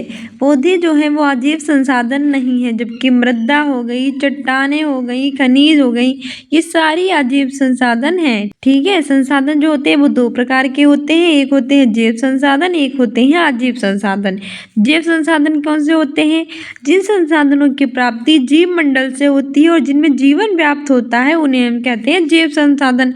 नाम से ही पता चलता है कि वह संसाधन जिनकी उत्पत्ति हो जीव मंडल से और जिनके अंदर हो जीवन, उन्हें कहते हैं जैव संसाधन। जैसे कि मनुष्य हो गया, वनस्पति हो गई, मत्स्य मतलब होता है मछली, ये हो गई। तो ये सब कैसे होते हैं? जैव संसाधन। तो वे संसाधन जिनकी प्राप्ति जैव मंडल से होती है और जिनके अंदर जो होता है तो वे संसाधन जिनकी उत्पत्ति जीव मंडल से होती है और जिनके अंदर जीवन होता है वे जीव संसाधन कहलाते हैं। इसमें मनुष्य, वनस्पति और मत्स्य आता है। दूसरा होता है अजीव संसाधन। तो वे सारे संसाधन जो निर्जीव वस्तुओं से बने होते हैं, निर्जीव वस्तुएं जिनके अंदर जीवन नहीं होता, तो निर्जीव वस्तुओं से बने होते हैं, वे कहलाते हैं अजीव संसाधन। ये भी दो प्रकार के होते हैं, एक होता है समाप्य और दूसरा होता है असामाप्य। जैसे कि उदाहरण में है हमारी चट्टानें और हमारी धातुएं। ठीक है, तो इसमें हमसे है कि जैव संसाधन जो होते हैं इनके अंदर जो होता है जीवन होता है वो जीव मंडल में प्राप्त होते हैं, जैसे मनुष्य, वनस्पति, मत्स्य। वही अजीव संसाधन है जो निर्जीव वस्तुओं से बने होते हैं, दो प्रकार के होते हैं, समाप्य और असामाप्य। इसमें चट्टानें और धातुएं आती हैं। नेक्स्ट क्वेश्चन है कि कौन सा कथन सही नहीं है, यानी कौन सा कथन इसमें से गलत है वे बताना है। ऑप्शन ए है कि मृदा निर्माण के मुख्य कारण जनक सेल का स्वरूप और जलवायु के कारक है। ऑप्शन बी है कि ह्यूमस मृदा की सबसे गहराई वाले भाग में पाई जाती है। थर्ड है कि उच्च तुंगता और ढाल मृदा के संचय को निर्धारित करती है। और ऑप्शन डी है कि खनिज और जैविक पदार्थों का सही मिश्रण मृदा को क्या बनाता है, उपजाऊ बनाता है। सही आंसर हो जाएगा ऑप्शन बी कि जो ह्यूमस मृदा होती है उसके सबसे गहराई वाले भाग में पाई जाती है। ह्यूमस मृदा कहाँ पाई जाती है, ह्यूमस मृदा के सबसे गहराई वाले भाग में ह्यूमस पाई जाती है। ये गलत है, बल्कि बाकी सारे ऑप्शन सही हैं। जैसे कि मृदा निर्माण के मुख्य कारण जनक शेल का स्वरूप और जलवायु कारक है। उच्च तुंगता और ढाल मृदा के संचय को निर्धारित करती है। खनिज और जैविक पदार्थों का सही मिश्रण मृदा को क्या बनाता है, उपजाऊ बनाता है। तो ये सारे सही हैं, बल्कि नहीं पूछा था तो ऑप्शन बी सही हो जाएगा। ह्यूमस मृदा के सबसे गहराई वाले भाग में पाई जाती है, ये गलत है। व्याख्या भी है कि धरातल के ऊपरी सतह पर पाए जाने वाले जैविक पदार्थों जो मिट्टी के अंदर दबने के बाद ये पदार्थ रासायनिक क्रिया के परिणाम स्वरूप ह्यूमस में क्या हो जाते हैं, परिवर्तित हो जाते हैं। क्या होता है कि धरातल का जो ऊपरी सतह होता है उसमें पाए जाने वाले जैविक पदार्थ होते हैं, ये मिट्टी के अंदर दबने के बाद ये रासायनिक क्रिया के परिणाम स्वरूप ह्यूमस में क्या हो जाते हैं, परिवर्तित। नेक्स्ट है कि निम्नलिखित में से विश्व का कौन सा देश अग्रणी तांबा उत्पादक है। ऑप्शन ए है दक्षिणी अफ्रीका, ऑप्शन बी है चिली, ऑप्शन सी है ऑस्ट्रेलिया, ऑप्शन डी है घाना। तो बताइए कौन सा है जो विश्व का देश जो अग्रणी तांबा उत्पादक है। इसमें से हमारा सही आंसर हो जाएगा ऑप्शन बी चिली। चिली जो है विश्व का तांबा अग्रणी उत्पादक देश है। ठीक है, व्याख्या भी है कि विश्व में तांबा उत्पादन के अग्रणी देश हैं चिली, चीन और पेरू। नेक्स्ट है कि कौन सा परंपरागत ऊर्जा का स्रोत नहीं है, यानी इसमें से एक स्रोत ऐसा है जो परंपरागत ऊर्जा का नहीं है। ऑप्शन ए है भूतापीय ऊर्जा, ऑप्शन बी है पेट्रोलियम, ऑप्शन सी है जल विद्युत, ऑप्शन डी है प्राकृतिक गैस। सही आंसर हो जाएगा ऑप्शन ए भूतापीय ऊर्जा। जो भूतापीय ऊर्जा होती है ये परंपरागत ऊर्जा का स्रोत नहीं है, जबकि पेट्रोलियम है, जल विद्युत है और प्राकृतिक गैस है, ये तीनों हैं। तो आपसे पूछे कि भूतापीय ऊर्जा परंपरागत ऊर्जा का स्रोत है, आप कहेंगे नहीं है। तो कौन से हैं, तो पेट्रोलियम, जल विद्युत और प्राकृतिक गैस है। व्याख्या भी है कि परंपरागत ऊर्जा ये भूमि के ऊपर जीवाश्मीय ईंधन के रूप में पाए जाते हैं। परंपरागत ऊर्जा क्या होती है, जो भूमि होती है उसके ऊपर जीवाश्मीय ईंधन के रूप में पाए जाते हैं, जैसे कि कोयला हो गया, पेट्रोलियम हो गया, प्राकृतिक गैस हो गई इत्यादि। परंपरागत ऊर्जा क्या होती है, तो भूमि के ऊपर जो जीवाश्मीय ईंधन के रूप में पाए जाते हैं उन्हें हम परंपरागत ऊर्जा कहते हैं। ये कोयला है, पेट्रोलियम है, प्राकृतिक गैस है। गैर परंपरागत ऊर्जा क्या होती है, गैर परंपरागत ऊर्जा को ही हम नवीकरणीय अथवा अच्छी ऊर्जा अच्छे यानी कि जिसका कभी क्षय ना हो, यानी जो कभी समाप्त ना हो, उसे अच्छे कहते हैं। तो गैर परंपरागत ऊर्जा को ही नवीकरणीय अथवा अच्छी ऊर्जा कहते हैं। इसके अंतर्गत पवन ऊर्जा, सौर ऊर्जा और भूतापीय ऊर्जा आती है। तो हमारी परंपरागत ऊर्जा में कोयला, पेट्रोलियम, प्राकृतिक गैस आती हैं और गैर परंपरागत ऊर्जा में सौर ऊर्जा, पवन ऊर्जा और भूतापीय ऊर्जा आती हैं। नेक्स्ट है कि कौन सा सुमेलित नहीं है, इसमें से हमें वो बताना है जो सुमेलित नहीं है। स्थानांतरित कृषि है मिल्पा, झूमिंग, रोका, लद्दाख। ये देश है मेक्सिको, उत्तरी पूर्वी भारत, ब्राज़ील और श्रीलंका। हो जाएगा ऑप्शन डी लद्दाख, श्रीलंका। क्योंकि जो लद्दाख के ये कहाँ की जाती है स्थानांतरित कृषि, ये जो लद्दाख की श्रीलंका में नहीं की जाती है, तो कहाँ की जाती है? मलेशिया में की जाती है। ठीक है। मिल्पा कृषि कहाँ की जाती है? मैक्सिको में। झूमिंग कहाँ की जाती है? उत्तर पूर्व भारत में हम झूमिंग कृषि कहते हैं। रोका कहाँ की जाती है? ब्राजील में। ब्राजील में रोका हुआ था ना, तो ब्राजील में रोका की जाती है। लद्दाख श्रीलंका में नहीं की जाती, ये मलेशिया में की जाती है। व्याख्या भी है कि मिल्पा मैक्सिको, ये भी माँ से शुरू हो रहा है, ये भी माँ से शुरू हो रहा है, तो मिल्पा कहाँ की जाती है? मैक्सिको में।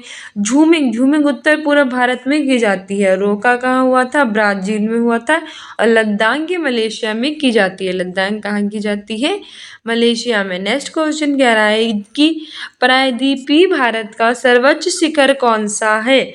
ऑप्शन ए है दोदा बेटा, ऑप्शन बी है अनाईमुडी, ऑप्शन सी है महेंद्रगिरी, ऑप्शन डी है कोडाई कनाल। तो बताइए प्रायद्वीपीय भारत का सर्वोच्च शिखर, सर्वोच्च मतलब सबसे ऊंचा शिखर कौन सा है? सही आंसर हो जाएगा ऑप्शन बी अनाईमुडी। ठीक है। प्रायद्वीपीय भारत का सर्वोच्च शिखर जो है वो अनाईमुडी है। व्याख्या भी है कि हमारे प्रायद्वीपीय भारत की सबसे ऊंची चोटी अनाईमुडी है, जिसकी ऊंचाई 2695 मीटर है। कितनी है? 2695 मीटर है किसकी? अनाईमुडी की ऊंचाई। और ये हमारे प्रायद्वीपीय भारत की सबसे ऊंची चोटी है। प्रायद्वीपीय होता है जो तीनों ओर पानी से घिरा होता है।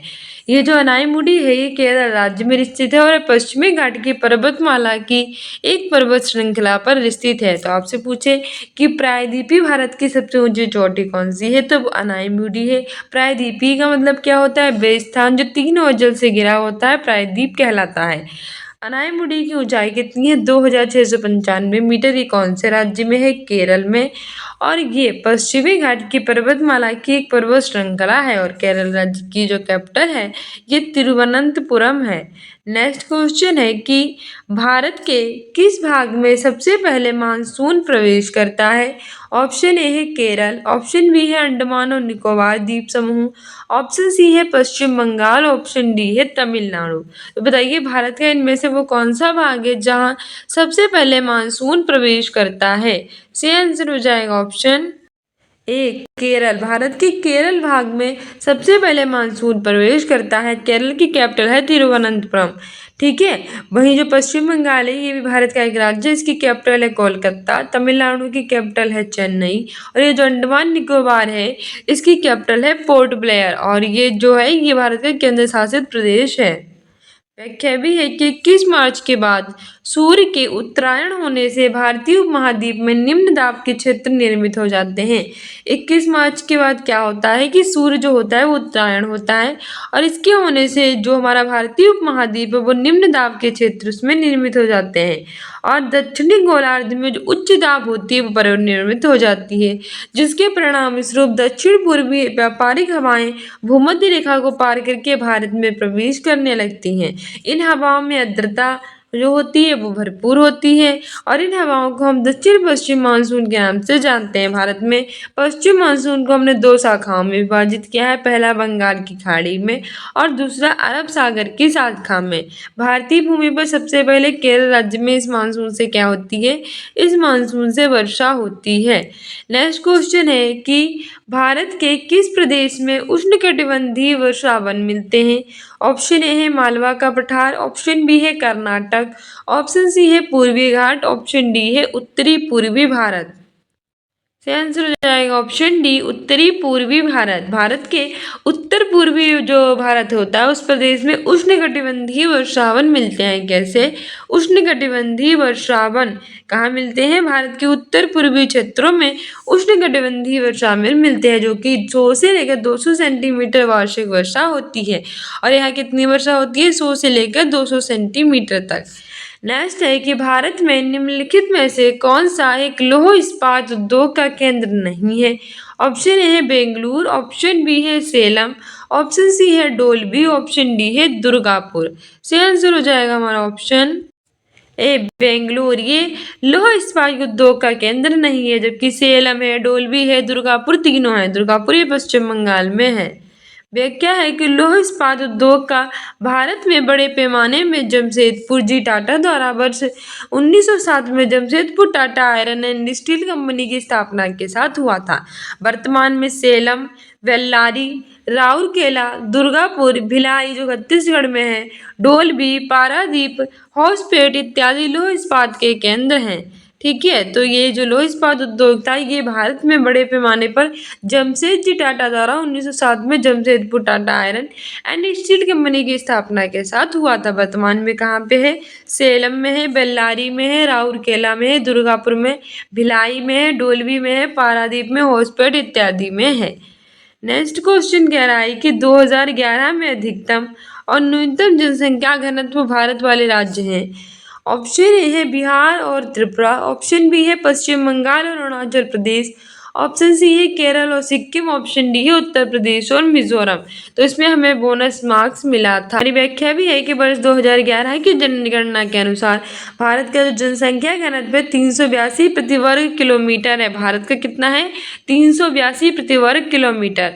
राज्यों में सर्वाधिक है बिहार राज्य का है 1102 प्रति वर्ग किलोमीटर और सबसे कम है अरुणाचल प्रदेश का 17 प्रति वर्ग किलोमीटर। सबसे ज्यादा किसका है? बिहार राज्य का, और बिहार कहीं पे हमें दिया नहीं गया है, यहाँ पे सिर्फ दिया गया है। सबसे कम अरुणाचल प्रदेश का है, लेकिन अरुणाचल प्रदेश यहाँ पे दिया गया है, इसीलिए इसमें कोई मैच नहीं होता है और बोनस मार्क्स हमें मिल जाएंगे। तो बस आपको 3 बातें याद रखनी है कि 2011 की जनगणना के अनुसार भारत का जनसंख्या घनत्व कितना है? 382 प्रति वर्ग किलोमीटर। और राज्यों में किसका सबसे ज्यादा है? तो बिहार राज्य का सबसे ज्यादा है 1102 प्रति वर्ग किलोमीटर। सबसे कम किसका है? अरुणाचल प्रदेश का है 17 वर्ग किलोमीटर। 17 है अरुणाचल प्रदेश का सबसे कम और 1102 है बिहार का सबसे ज्यादा और भारत का कितना है? 382 प्रति वर्ग किलोमीटर है। राजस्थान का जनसंख्या घनत्व और उत्तर प्रदेश का जनसंख्या घनत्व आप मुझे बताइएगा कमेंट बॉक्स में। ठीक है, नेक्स्ट क्वेश्चन है कि सामाजिक अध्ययन करता है। ऑप्शन ए है व्यक्ति के आर्थिक संबंधों का, ऑप्शन बी है व्यक्ति के जो राजनीतिक संबंध होते हैं उनका, ऑप्शन सी है व्यक्ति के सामाजिक संबंधों का, ऑप्शन डी है सामाजिक भौगोलिक संबंधों का। तो इसमें भी हमें बोनस मिला था। व्याख्या भी है कि सामाजिक अध्ययन मानव समाज का अध्ययन करने वाली विधा है। सामाजिक अध्ययन सोशल स्टडीज क्या है? मानव समाज का अध्ययन करने वाली विधा। यह एक समन्वित और व्यवस्थित अध्ययन प्रदान करता है। ये इतिहास, भूगोल, राजनीति विज्ञान और अर्थशास्त्र के साथ साथ अन्य विषयों का भी अध्ययन करता है। सोशल स्टडीज जो होता है इसमें हिस्ट्री का, जियोग्राफी का, पॉलिटिकल साइंस का, इकोनॉमी का और इसके साथ साथ कई अन्य विषय होते हैं उसका अध्ययन किया जाता है। तो सोशल स्टडीज क्या है? ये मानव समाज का अध्ययन करने वाली विधा है। मानव के समाज का अध्ययन किया जाता है। ये एक समन्वित और व्यवस्थित अध्ययन प्रदान करता है। साथ ही ये हिस्ट्री का, इतिहास, जियोग्राफी का, भूगोल, राजनीति विज्ञान, पॉलिटिकल साइंस, अर्थशास्त्र, इकोनॉमी और इसके साथ साथ अन्य कई विषयों का भी अध्ययन करते हैं। नेक्स्ट क्वेश्चन है कि सामाजिक अध्ययन के संप्रत्यय को सामाजिक अध्ययन वे अध्ययन है जो मानव जीवन के रहन सहन के ढंगों, मूलभूत आवश्यकताओं, क्रियाओं जिसमें मानव अपनी आवश्यकताओं की पूर्ति के लिए संलग्न रहता है तथा संस्थाओं जिनका उसने विकास किया है का ज्ञान प्रदान करता है। किसके द्वारा बताया गया था? ऑप्शन ए है बेस्ले, ऑप्शन बी है जॉन माइकेलिस, ऑप्शन सी है एपी मुफात, ऑप्शन डी है एनसाइक्लोपीडिया ऑफ एजुकेशन रिसर्च। तो सही आंसर हो जाएगा option D, encyclopedia of education research. ठीक है, नेक्स्ट हमारा व्याख्या भी कह रही है कि दिए गए प्रश्न के कथन को एनसाइक्लोपीडिया ऑफ एजुकेशन रिसर्च के द्वारा कहा गया है। नेक्स्ट है कि सामाजिक अध्ययन के क्षेत्र के अंतर्गत निम्न में से किस तथ्य का अध्ययन किया जाता है? ऑप्शन ए है समाज संबंधी अध्ययन, ऑप्शन बी है मानवीय संबंधों का अध्ययन, ऑप्शन सी है नागरिकता की शिक्षा, ऑप्शन डी है उपयुक्त सभी। तो सही आंसर ऑप्शन डी हो जाएगा, उपयुक्त सभी। कि सोशल स्टडीज में मानव संबंधी अध्ययन क्या? मानवीय संबंधों का अध्ययन और नागरिकता की शिक्षा, इन सभी का अध्ययन किया जाता है। व्याख्या भी है कि सामाजिक अध्ययन के क्षेत्र के अंतर्गत समाज, सामायिक घटनाओं, मानवीय संबंधों, कला और प्राकृतिक विज्ञान, सामाजिक वातावरण, भौतिक वातावरण, अंतर्राष्ट्रीय सद्भावना, व्यवहारिक ज्ञान आदि सबका अध्ययन किया जाता है। नेक्स्ट क्वेश्चन है कि सामाजिक अध्ययन के अध्यापक से ज्ञान देते समय निम्न में से किन किन तथ्यों की अपेक्षा रखना स्वाभाविक है। ऑप्शन ए है विशिष्ट बातों का तथा वस्तु के संबंध में स्पष्ट विचार। ऑप्शन बी है सामान्य पदों तथा गुणों की अवधारणा। ऑप्शन सी है तथ्य, नियम, परिभाषा, विद्या, प्राविधि की स्थापना। ऑप्शन डी उपयुक्त सभी।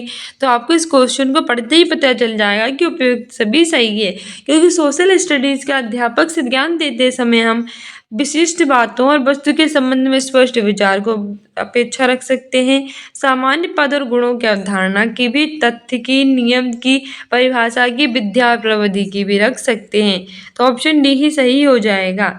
व्याख्या भी है कि सामाजिक अध्ययन से अध्यापक के ज्ञान देते समय कुछ मुख्य अवधारणाओं पर ध्यान देने की अपेक्षा रखना स्वाभाविक है, जैसे कि सामाजिक अध्ययन के जो तत्व हैं उनको समझना, तथ्य जो होते हैं उनका स्मरण करना, स्पष्ट विचार, सामान्य पदों और गुणों की अवधारणा तथा तथ्य, नियम, परिभाषा, प्राविधि की स्थापना आदि उसके पढ़ाने की कार्यकुशलता के क्या है, लक्षण है। ठीक है, शेयर का पेपर मिलते हैं नेक्स्ट वीडियो में। Don't forget to subscribe my channel. साथ ही आप हमें इंस्टाग्राम और टेलीग्राम पे फॉलो कर सकते हैं अपने एग्जाम में बेटर करने के लिए। मिलते हैं नेक्स्ट वीडियो में। Thank you.